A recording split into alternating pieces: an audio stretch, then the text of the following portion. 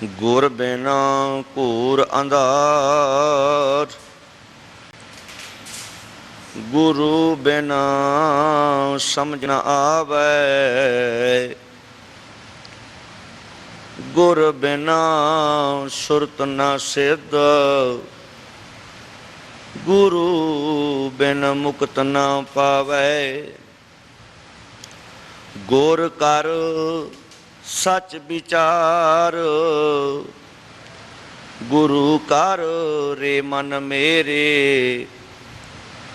गुर कर शब्द सपना, अगना कटै सब तेरे।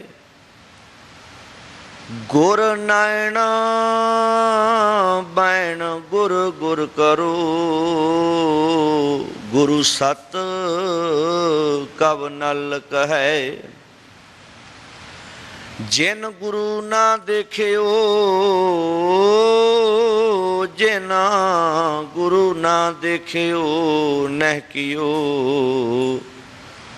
तैं अकयथ संसार में।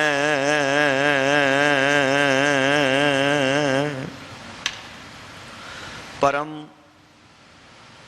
सन्मान योग धन धन साहिब श्री गुरु ग्रंथ साहिब महाराज, तिन्हां दी पावन गोद विच जुड़ बैठ के इतिहासक अस्थान गुरुद्वारा बंगला साहिब तिथों रोजाना की तरह लड़ीवार चल रही पावन बाणी की विचार तिस लड़ी तहत विचार अधीन शब्द का पाठ आप जी ने सत्कार योग भाई साहब होना पासों श्रवण किया है। आओ गुरु दरबार अंदर जुड़ के बैठे सतसंगी जनों अते इंटरनेट टीवी माध्यम के राही देश विदेश विच घरां बैठे विच श्रवण कर रहे सत्कार योग सतसंगी जनों, विचार आरंभ करन तो पहला बहुत ही अदब सत्कार दे नाल फतेह दी करिए सांझ। सारी संगत आखो जी वाहिगुरु जी का खालसा वाहिगुरु जी की फतेह। अज दी पावन पवित्र वार जो गुरु अमरदास महाराज तिन्हां दी रसना तो उचारण कीती होई गुजरी राग अंदर, क्योंकि अष्टपदियां दी विचार गुजरी राग दियां दी कल तक समाप्त हो चुकी है। अज दी जो विचार आरंभ करन जा रहे हाँ गुरु अमरदास पिता महाराज तिन्हां दी रसना तो उचारण कीती हुई ये वार है। असल विच वार दा मूल रूप हुंदियां ने पौड़ियां, पौड़ियां दे नाल श्लोक दूजे गुरु व्यक्तियों के भी अंकित किए जा सकते हैं तो किए हैं। जिमें आशा की वार है उहदे विच जिहड़ियां पौड़ियां हैं वो मूल रूप च गुरु नानक महाराज दियां हैं ते श्लोक उहदे विच गुरु अंगद साहिब सच्चे पातशाह जी दे भी नाल अंकित हैं। पर वार दा मूल रूप पौड़ियां हैं। इस तरह इस वार दे अंदर भी दूजे गुरु व्यक्तियों के भी श्लोक हैं, पर मूल रूप जिहड़ा है वो पौड़ियां का उचारण किया गुरु अमरदास पातशाह जी ने है।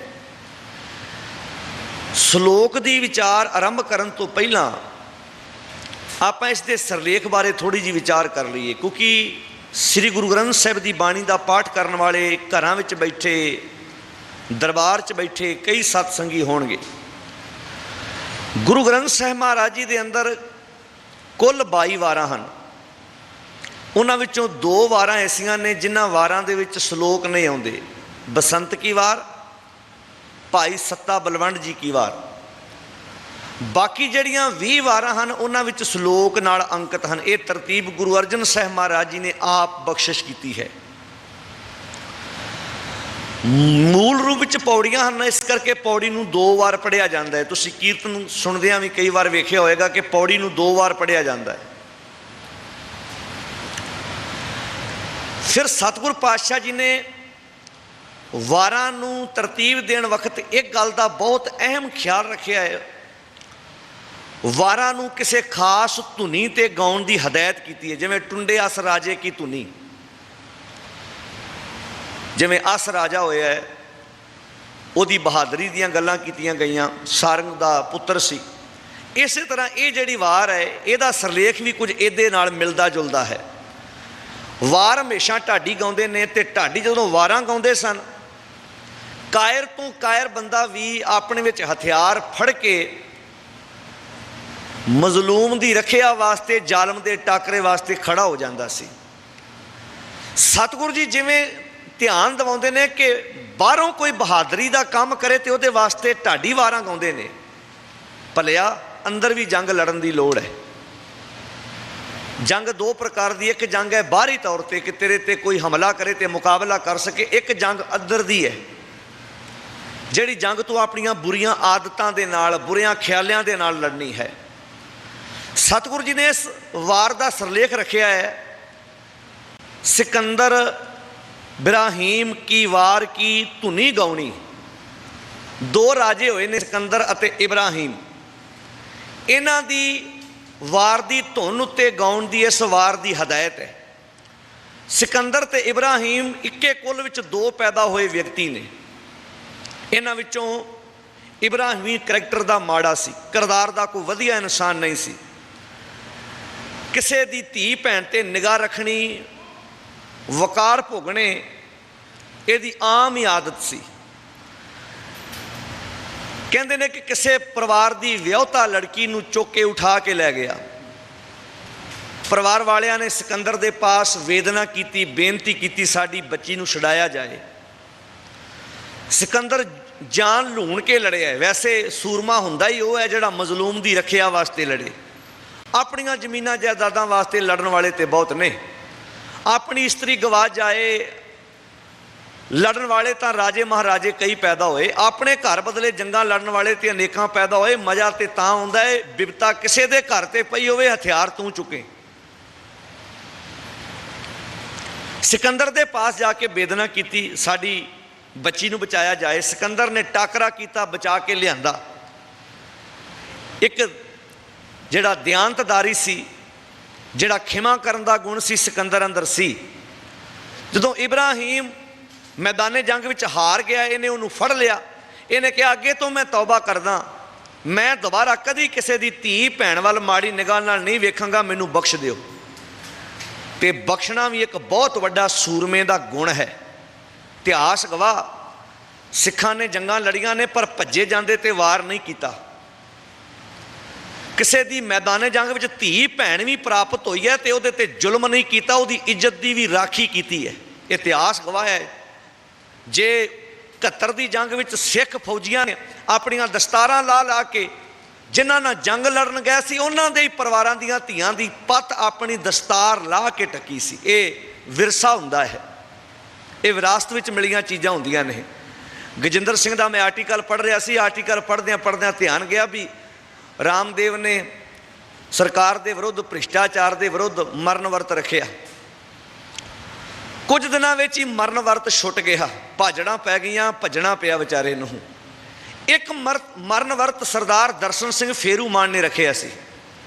74 ਦਿਨ 74 ਦਿਨ ਮੂੰਹ ਨਾ ਕਹਿ ਦੇਣੇ ਹੁੰਦੇ, ਛੋਟੇ ਨਹੀਂ। 74 ਦਿਨ ਸਰਦਾਰ ਗਜਿੰਦਰ ਸਿੰਘ ਨੇ ਤੱਥਾਂ ਦੇ ਆਧਾਰ ਤੇ ਗੱਲ ਕੀਤੀ। ਕਹਿੰਦੇ ਰਾਮਦੇਵ ਯੋਗਾ ਵੀ ਕਰਦਾ ਸੀ, ਯੋਗ ਅਭਿਆਸ ਵੀ ਕਰਦਾ ਸੀ। ਸਾਡੇ ਸਿੱਖਾਂ ਨੂੰ ਵੀ ਬਹੁਤ ਭੂਤ ਸਵਾਰ ਸੀ, ਕਈ ਤਾਂ ਗੁਰਦੁਆਰੇ 'ਚ ਹੀ ਇਹ ਕੰਮ ਕਰਨ ਲੱਗ ਪਏ ਸਨ। ਜਿੱਥੋਂ ਤੱਕ ਵਰਜਿਸ਼ ਦਾ ਸੰਬੰਧ ਹੈ, ਕਰਨੀ ਚਾਹੀਦੀ ਹੈ, ਵਰਜਿਸ਼ ਕਰਨੀ ਚਾਹੀਦੀ ਹੈ, ਹੈਲਥ ਕਲੱਬ ਹੋਣੇ ਚਾਹੀਦੇ ਨੇ। ਪਰ ਉਹ ਜਿੱਥੇ ਯੋਗਾ ਕਰਦਾ ਸੀ, ਨਾਲ ਨਾਲ ਆਪਣੀ ਸ਼ੁਰਲੀ ਵੀ ਛੱਡਦਾ ਸੀ, ਨਾਲ ਨਾਲ ਆਪਣਾ ਮੰਤਰ ਵੀ ਦਿੰਦਾ ਸੀ। ਬੜਾ ਯੋਗ ਅਭਿਆਸ ਕੀਤਾ, ਭੁੱਖ ਬਰਦਾਸ਼ਤ ਕਰ ਸਕਦਾ ਸੀ। ਪਰ ਕੁਝ ਦਿਨਾਂ ਬਾਅਦ ਇਹ ਜਿਹੜਾ ਭੁੱਖ ਹੜਤਾਲ ਦਾ ਮਰਨ ਵਰਤ ਰੱਖਿਆ ਸੀ, ਟੁੱਟ ਗਿਆ। ਸਰਦਾਰ ਦਰਸ਼ਨ ਸਿੰਘ ਫੇਰੂਮਾਨ ਦਾ ਮਰਨ ਵਰਤ 74 ਦਿਨ ਚੱਲਿਆ। ਬੜੇ ਆਗੂ ਸਮਝਾਉਣ ਗਏ, ਬੜਿਆਂ ਨੇ ਕਿਹਾ ਮੰਨ ਜਾ, ਸਰੀਰ ਤੇ ਤਿਆਗ ਦਿੱਤਾ ਪਰ ਆਪਣਾ ਹੱਠ ਨਹੀਂ ਛੱਡਿਆ। ਅਸਲ ਵਿੱਚ ਇਹ ਵਿਰਸੇ ਨੂੰ ਸਿਹਰਾ ਜਾਂਦਾ ਹੈ। ਦਰਸ਼ਨ ਸਿੰਘ ਫੇਰੂਮਾਨ, ਤੁਹਾਡੀਆਂ ਬਜ਼ੁਰਗ ਮਾਵਾਂ ਖਨੀ ਖਨੀ ਰੋਟੀ ਤੇ ਗੁਜ਼ਾਰਾ ਕਰਕੇ ਆਪਣੇ ਬੱਚਿਆਂ ਦੇ ਟੁਕੜੇ ਤੇ ਗਲ ਵਿੱਚ ਪਵਾ ਲੈਂਦੀਆਂ ਸਨ, ਪਰ ਸਿਦਕ ਨਹੀਂ ਸੀ ਡੋਲਦੀਆਂ। ਰਾਮਦੇਵ ਦਾ ਵਿਰਸਾ ਆਪਣਾ ਹੈ, ਸਰਦਾਰ ਦਰਸ਼ਨ ਸਿੰਘ ਫੇਰੂਮਾਨ ਦਾ ਵਿਰਸਾ ਆਪਣਾ ਹੈ। ਇੱਥੇ ਜੋਗੇ ਨੇ ਕੰਮ ਨਹੀਂ ਕੀਤਾ, ਪਿੱਛੇ ਖਲੋਤੇ ਹੋਏ ਵਿਰਸੇ ਨੇ ਕੰਮ ਕੀਤਾ ਹੈ। ਜਿਹੜਾ ਪਿੱਛੇ ਵਿਰਸਾ ਖਲੋਤਾ ਹੈ, ਨੀਹਾਂ 'ਚ ਖਲੋ ਗਏ, ਬੱਚਿਆਂ ਦੇ ਟੁਕੜੇ ਕਰਵਾ ਕੇ ਗਲਾਂ 'ਚ ਹਾਰ ਪਵਾ ਲੈ, ਖੰਨੀ ਖੰਨੀ ਰੋਟੀ 'ਤੇ ਗੁਜ਼ਾਰਾ ਕੀਤਾ, ਟੈਂਕਾਂ ਥੱਲੇ ਲਤਾੜੇ ਗਏ, ਜੰਡਾਂ ਨਾ ਬੰਨ੍ਹ ਕੇ ਸਾੜੇ ਗਏ। ਇਹ ਵਿਰਸਾ ਹੈ। ਵੱਖਰੀ ਗੱਲ ਹੈ ਸਾਡੀ ਪੀੜ੍ਹੀ ਸਮੇਂ ਦੇ ਨਾਲ ਇਸ ਵਿਰਸੇ ਨੂੰ ਭੁੱਲ ਕੇ ਵਿਰਸਾ ਕਿਸੇ ਹੋਰ ਨੂੰ ਬਣਾ ਲਿਆ। ਸਿਕੰਦਰ ਦੇ ਸਾਹਮਣੇ ਫਰਿਆਦ ਕੀਤੀ, ਸਿਕੰਦਰ ਨੇ ਬਖਸ਼ ਦਿੱਤਾ। ਵਕਤ ਦੇ ਢਾਡੀਆਂ ਨੇ ਸਿਕੰਦਰ ਦੇ ਹੱਕ ਵਿੱਚ ਵਾਰ ਗਾਈ। ਸਿਕੰਦਰ ਤੂੰ ਬੜਾ ਯੋਧਾ ਹੈ, ਜੇ ਤੈਨੂੰ ਕਿਸੇ ਕੁਕਰਮੀ ਨੂੰ ਸਜ਼ਾ ਦੇਣੀ ਆਉਂਦੀ ਹੈ ਤੇ ਤੈਨੂੰ ਕਿਸੇ ਨੂੰ ਬਖਸ਼ਣਾ ਵੀ ਆਉਂਦਾ ਹੈ। ਇਹ ਦੋਵੇਂ ਗੁਣ ਬਹੁਤ ਘੱਟ ਬੰਦਿਆਂ 'ਚ ਹੁੰਦੇ ਨੇ, ਬਹੁਤ ਘੱਟ। ਇਤਿਹਾਸ ਗਵਾਹ, ਜੇ ਤਤੀ ਤਵੀ ਤੇ ਗੁਰਦੇਵ ਪਿਤਾ ਮਹਾਰਾਜ ਬੈਠੇ ਹਨ, ਜੇ ਮਹਾਰਾਜ ਸਜ਼ਾ ਦੇਣੀ ਜਾਣਦੇ ਹਨ ਤੇ ਮਹਾਰਾਜ ਖਿਮਾ ਕਰਨੀ ਵੀ ਜਾਣਦੇ ਹਨ। ਬਹਾਦਰ ਸ਼ਾਹ ਵੀ ਉਸੇ ਖਾਨਦਾਨ ਨਾਲ ਸੰਬੰਧ ਰੱਖਦਾ ਹੈ, ਔਰੰਗਜ਼ੇਬ ਦੇ ਖਾਨਦਾਨ ਨਾਲ ਸੰਬੰਧ ਰੱਖਦਾ ਹੈ। ਇਹ ਸੂਰਮਿਆਂ 'ਚ ਬਹੁਤ ਘੱਟ ਗੁਣ ਹੁੰਦੇ ਹਨ ਵੀ ਵਕਤ ਸਜ਼ਾ ਦੇਣੀ ਤੇ ਕਿਸੇ ਨੂੰ ਬਖਸ਼ ਦੇਣਾ। ਸਿਕੰਦਰ ਦੇ ਵਕਤ ਢਾਡੀਆਂ ਨੇ ਵਾਰਾਂ ਗਾਈਆਂ। ਗੁਰੂ ਅਰਜਨ ਸਾਹਿਬ ਮਹਾਰਾਜ ਜੀ ਨੇ ਉਸ ਸਿਕੰਦਰ ਦੇ ਤਾਰੀਫ ਵਿੱਚ ਗਾਈ ਹੋਈ ਜਿਹੜੀ ਵਾਰ ਸੀ, ਉਸ ਧੁਨੀ ਨੂੰ ਲਿਆ ਕਿ ਕਾਸ਼ ਕਿਤੇ ਵਾਰ ਪੜ੍ਹਨ ਵਾਲਿਆ ਤੇਰਾ ਜੀਵਨ ਵੀ ਸਦਾਚਾਰੀ ਬਣ ਜਾਏ। ਇਸ ਕਰਕੇ ਸਿਕੰਦਰ ਇਬਰਾਹੀਮ ਦੀ ਜਿਹੜੀ ਵਾਰ ਗਾਈ ਗਈ, ਉਸ ਧੁਨ ਉੱਤੇ ਇਸ ਵਾਰ ਨੂੰ ਗਾਉਣ ਦੀ ਹਦਾਇਤ ਹੈ ਕਿ ਸਾਡਾ ਵੀ ਜੀਵਨ ਉੱਚਾ ਬਣ ਸਕੇ। ਇਸੇ ਤਰ੍ਹਾਂ ਟੁੰਡਿਆਸ ਰਾਜੇ ਕੀ ਧੁਨੀ, ਕਿਤੇ ਫਿਰ ਪ੍ਰਕਰਨ ਚੱਲਿਆ ਤੇ ਟੁੰਡਿਆਸ ਰਾਜੇ ਕੀ ਧੁਨੀ ਬਾਰੇ ਵੀ ਵਿਚਾਰ ਕਰਾਂਗੇ। ਕਿੱਡਾ ਉੱਚੇ ਕਰੈਕਟਰ ਕਿਰਦਾਰ ਦਾ ਮਾਲਕ ਸੀ ਉਹ ਰਾਜਾ। ਮਹਾਰਾਜ ਇਹ ਥੋੜ੍ਹਾ ਕਹਿੰਦੇ ਤੂੰ ਰਾਜਾ ਨਾ ਹੋਵੇਂ, ਕਹਿੰਦੇ ਰਾਜਾ ਬਣ, ਪਰ ਰਾਜੇ ਦੇ ਗੁਣ ਵੀ ਸਿੱਖ ਲੈ। ਰਾਜੇ ਦੇ ਗੁਣ ਕੀ ਹੁੰਦੇ ਹਨ? ਸਤਿਗੁਰੂ ਜੀ ਸ਼ਲੋਕ ਵਿੱਚ ਬਖਸ਼ਿਸ਼ ਕਰਦੇ ਨੇ। ਆਓ ਪਹਿਲਾਂ ਸ਼ਲੋਕ ਦੀ ਵਿਚਾਰ ਆਰੰਭ ਕਰੀਏ। ਇਹ ਸੀ ਇਹਦੀ ਧੁਨੀ ਤੇ ਗਾਈ ਵੀ ਸਿਕੰਦਰ ਦਾ ਕਰੈਕਟਰ ਬਹੁਤ ਉੱਚਾ ਸੀ, ਕਿਰਦਾਰ ਬਹੁਤ। ਇੱਕੇ ਕੁੱਲ ਵਿੱਚ ਪੈਦਾ ਹੋਏ, ਇੱਕ ਮੰਦਕਰਮੀ, ਇੱਕ ਉੱਚੇ ਆਚਰਣ ਦਾ ਮਾਲਕ। ਕਈ ਵਾਰੀ ਇੱਕੇ ਪਰਿਵਾਰ 'ਚ ਦੋ ਬੱਚੇ ਪੈਦਾ ਹੁੰਦੇ ਨੇ, ਇੱਕ ਦਾ ਕਿਰਦਾਰ ਉੱਚਾ ਹੁੰਦਾ, ਇੱਕ ਦਾ ਕਿਰਦਾਰ ਨੀਵਾਂ ਹੁੰਦਾ ਹੈ। ਇੱਕ ਮਾਂ ਬਾਪ ਦਾ ਸਿਰ ਉੱਚਾ ਕਰਦਾ ਹੈ, ਇੱਕ ਬੱਚੇ ਦੇ ਕਰਕੇ ਲੋਕ ਮਾਂ ਬਾਪ ਵੱਲ ਹੱਥ ਕਰਦੇ ਨੇ, ਇਹ ਫਲਾਣੇ ਦੇ ਮਾਂ ਬਾਪ ਨੇ। ਇੱਕ ਉਹ ਵੀ ਪੁੱਤਰ ਹੁੰਦਾ ਹੈ, ਇੱਕ ਉਹ ਵੀ ਧੀ ਹੁੰਦੀ ਹੈ ਜਿਹਦੇ ਵੱਲ ਹੱਥ ਕਰਕੇ ਕਹਿੰਦੇ ਨੇ ਇਹ ਕਿਸ ਦੀ ਔਲਾਦ ਹੈ ਜਿਹਨੇ ਆਪਣੇ ਮਾਂ ਬਾਪ ਦਾ ਸਿਰ ਨੀਵਾਂ ਕਰ ਦਿੱਤਾ। ਇੱਕੇ ਕੁੱਲਾਂ ਵਿੱਚ, ਇੱਕੇ ਖਾਨਦਾਨਾਂ ਵਿੱਚ ਕਈ ਵੈਰਾਈਟੀਆਂ ਦੇ ਲੋਕ ਪੈਦਾ ਹੋ ਜਾਂਦੇ ਹਨ। ਸਤਿਗੁਰੂ ਜੀ ਸ਼ਲੋਕ ਵਿੱਚ ਵਿਚਾਰ ਬਖਸ਼ਿਸ਼ ਕਰਦੇ ਹਨ। ਸ਼ਲੋਕ ਮਹਿਲਾ ਤੀਜਾ। ਏ ਜਗਤ ਮਮਤਾ ਮੂਆ। ਗੱਲ ਉੱਪਰੋਂ ਸ਼ੁਰੂ ਕੀਤੀ ਵੀ ਸਿਕੰਦਰ ਤੇਰਾ ਜੀਵਨ ਉੱਚਾ ਸੀ, ਤੈਨੂੰ ਲੜਨਾ ਵੀ ਆਉਂਦਾ ਸੀ, ਤੈਨੂੰ ਖਿਮਾ ਕਰਨੀ ਵੀ ਆਉਂਦੀ ਸੀ। ਹੇ ਜਗਤ ਦੇ ਸੰਸਾਰ ਦੇ ਵਿਅਕਤੀ, ਤੈਨੂੰ ਵੀ ਜ਼ਿੰਦਗੀ ਜੂਣੀ ਆ ਜਾਏ। ਏ ਜਗਤ ਮਮਤਾ ਮੂਆ, ਜੀਵਨ ਕੀ ਬੇਦਨਾ ਹੈ। ਜੀਵਨ ਦਾ ਤਰੀਕਾ ਨਹੀਂ ਹੈਗਾ ਜਗਤ ਕੋਲ। ਅਸੀਂ ਕਹਾਂਗੇ ਮਹਾਰਾਜ ਸਾਡੇ ਕੋਲ ਤੇ ਤਰੀਕਾ ਹੀ ਬੜਾ ਕਮਾਲ ਦਾ ਹੈ।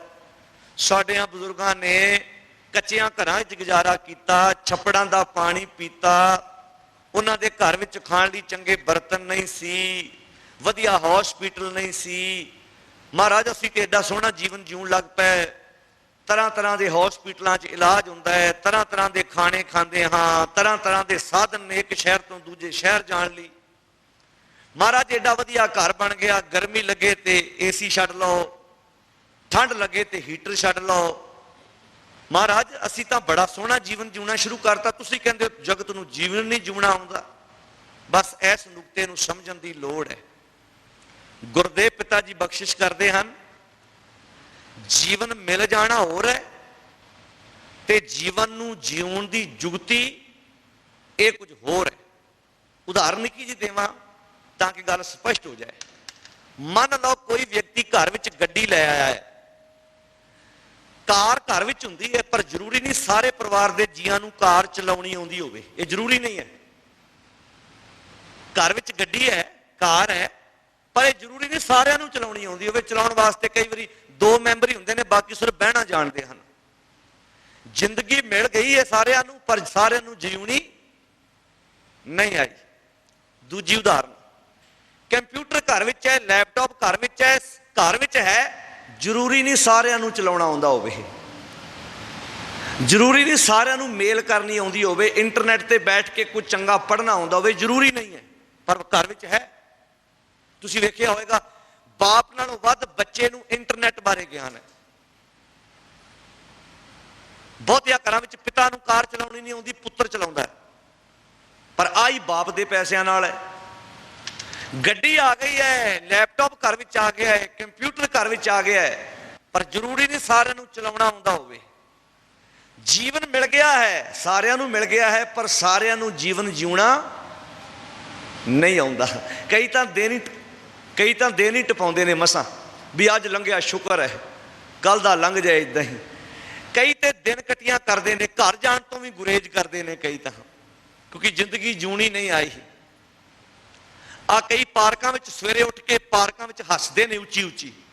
रामदेव ने हसना सिखाया सी, ते मैं गुरु नानक साहब नूं उस वक्त चेते करदा हुन्ना, महाराज ये वो लोग हस रहे हैं पार्कों में जिन्होंने घर हसना नहीं आता, जिन्हों ने कई घर में पुत्रां धियां ना हस के नहीं वेख्या, घर खिजे रहना, चिड़े रहना, क्रोध दे घोड़े ते सवार रहना, फुल्लां वल वेख वेख के हसदे ने।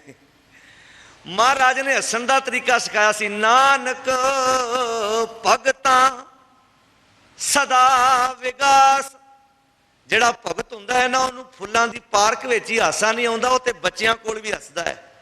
वो तो दुश्मन के कोल भी चला जाए तो उत्थे भी उसके चेहरे तो हासा दुश्मन गायब नहीं कर सकते, क्योंकि हासा जिंदगी नाल संबंध रखता है। जिंदगी दे नाल खेड़े का बहुत बड़ा संबंध है, डूंगा नुकता है। जिंदगी सारिਆਂ नूं मिल गई है, जीवनी नहीं आई, दिन टपा रहे ने। आ जिहड़े आत्म हत्यावां करदे ने, मैं रेल थले आके मर जाना, मैं खुदकुशी कर लेनी है, ये कौन लोग ने? जिन्होंने गड्डी ते मिल गई, चलाउणी नहीं आउंदी। जिन्हां कोल कंप्यूटर ते है, चलाउणा नहीं आउंदा। जीवन ते मिल गया, जीवन जीउणा नहीं आउंदा। हुण ये जीवन जीउणा सिखना कित्थों है? सतगुर ने बाणी च बड़े प्यारे बचन कहे हैं, पढ़ो सतगुर दी पावन बाणी। लोग इन्हां नुकतियां नूं समझण वास्ते ना अज भी भटक रहे ने। जिंदगी का नुकता, क्योंकि जुगत लफ्ज वरते, ये जगत ममता, ममता का अर्थ है ममता, मैं मेरी, आ मेरी है, आ मेरी है। मैं मेरी च दुख है, मैं मेरी हौमे च दुख है, प्यार विच सुख है। पहला तो यह समझ तेनों किहड़ियां चीज़ां दुखी कर देनियां, जिहड़ियां चीज़ां दुखी कर दियां उन्हां नूं छड्डी जा, जिहड़ियां चीज़ां तो सुख मिलदा उन्हां नूं ग्रहण करी जा। औगुणा च दुख है, औगुण छड्ड, गुणा विच सुख है, गुण ग्रहण कर ले। गल ते कोई एडी वड्डी नहीं, पर तुरना औखा लगता है, बड़ा कठिन जापदा है। गुरु नानक महाराज सच्चे पातशाह जी अपने प्रचार दौरियां दे वक्त उन्हां थावां ते है जिथे लोग भटके हुए सन, कुराए पाए हुए सन, जीवन जीउणा ते चाहुंदे सन, पर जीवन की जुगती का नहीं सी पता। महाराज ने उस वक्त के 3 व्यक्तियों का जिक्र किया है, जिहड़े व्यक्ति लोकां नूं जीवन दसना चाहुंदे सन, लोकां दी अगवाई करते सन, अपने कोल जीवन की जुगती कोई नहीं। महाराज की बाणी पढ़ो। गुरुदेव जी ने कहा, कादी कूड़ बोल मल खाए, ए जगत ममता मुआ, जीवन की बेदना है कादी कूड़ बोल मल खाए। काजी इस्लाम दा आगू है, धार्मिक आगू, फैसले सुनाने वाला, फतवे जारी करने वाला, पर की करदा सी? झूठ बोल के पराया हक खांदा सी। कादी कूड़ बोल, झूठ बोल के मल खाए, ब्राह्मण नहावे। ब्राह्मण भी बहुत सभ्यता का आगू बनया सी। बाणी ने कहा, ब्राह्मण गुरु है जगत का, भगत कन का गुर नहीं। ब्राह्मण नहावे जियां घाए, एक फिरके नूं पैर की जुत्ती तक कह दिता। लोकां च वितकरे पा दिते, पर इशनान बहुत करदा सी। 2-2 बार इशनान, 3-3 बार इशनान, क्रियाक्रम बड़े करदा सी, पर गरीबां नूं बराबर दा हक देण नूं तैयार नहीं सी। ब्राह्मण नहावे जियां घाए, ए जगत ममता मुआ, जीवन की बेदना है। ब्राह्मण नहावे जियां घाए, जोगी, तिन्हां दा ही गल कर दी, काजी दी, ब्राह्मण दी, जोगी दी। जोगी जुगत ना जाने अंध, ए जगत ममता मुआ, जीवन की बेदना है। हुण जेड़े जोगी नूं आप जीवन जीना नहीं आउंदा, जेड़े ब्राह्मण नूं आप जीवन नहीं जीना आउंदा, वो साडी समाज की अगवाई अज भी कर रहा है। साडे समाज दे 99% लोग जेड़े ने ब्राह्मण काजी मुलाणियां दे चुंगल विच फसे हुए हैं, जिन्हां नूं सतगुर ने कहा आप ही जीवन नहीं जीना आउंदा। ए जगत ममता मुआ जीवन की बेदना है, कादी कूड़ बोल मल खाए बामण नावे, जिया काए जोगी जुगत न जाने अंध अन्ना। नेत्रहीन जुगती नहीं जानता जिंदगी जीवन दी, जोगी जुगत न जाने अंध। ते महाराज कह लगे तीने उजाड़े का बंद। तिन्ने जड़े ने उन्होंने अपने अंदर दी फसल भी उजाड़ ली, तो हुण लोकां नूं उजाड़ रहे ने, लोकां नूं तबाह कर रहे ने। आ जड़े किसी का भविख दसदे ने ना, सुनामी आई जापान दे विच, लावा फुटिया, देश एक बार हिल गया। तो मैं सोचिया सी भी किन्ने साडे देश विच तांत्रिक ने, ब्रह्म ज्ञानी ने, आने वाला भविख दसन वाले ने, ये नहीं चाहते भी दुनिया का भला होवे। एक अद्धा ही दस दिंदा किसी परिवार नूं भी इत्थों टिकट लैके चढ़ाओ, लावा फुटन वाला जे, सुनामी आने वाली जे। किसी ने नहीं किसी नूं दस्सिया, सारे मर मुक गए। आने वाला भविख दसन वाले तांत्रिक ज्योतिषी केवल नौ पुत नूं ही लड़ाउण वाले हुंदे ने। आ पिछे जे घा टीका लाया, कहंदे भी नज़र वटूआ वेचे जाते हैं, नज़र वाले भी नज़र ना लगे। कहंदे एक लड़की का बाहरली कंट्री च रिश्ता होया, भूआ घर आई, वेखियो फर्क किवें पैंदे ने, साडियां रिश्तियां नूं तोड़दे किवें ने ये तांत्रिक ज्योतिषी। आ मुंदरियां वेचण वाले, धन कुबेर वेचण वाले, पता नहीं केड़ा केड़ा समान वेचते हैं।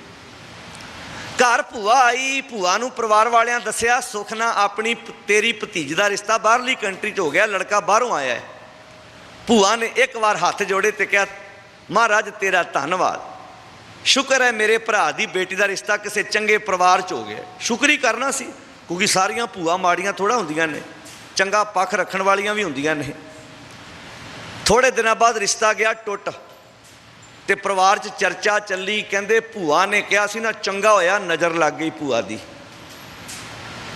भूआ दी नज़र बड़ी माड़ी। हुण दसो भूआ विचारी जावे किधर नूं? जे ते भूआ आण के ये कहंदी भी भरा तू बड़ा ही माड़ा कीता, धी दा रिश्ता करके भूआ तां विचारी मरदी है। तो जे भूआ ये कहती है भी शुक्र है रब जी चंगा होया मेरी भतीजे का रिश्ता हो गया, भूआ विचारी तां मरदी है। हुण दसो भूआ जावे तो जावे किधर? वो 2377 रुपये का लिआंदा होया नज़र कवच जिहड़ा वो सारे परिवार नूं प्यारा लगदा, पर अपने खानदान च पैदा हुई धी प्यारी नहीं लगती। इन्हां बंदियां ते मुकदमे दर्ज नहीं होने चाहिए, केस नहीं चलने चाहिए जिन्हां ने रिश्ते ही तोड़ दिते साडे।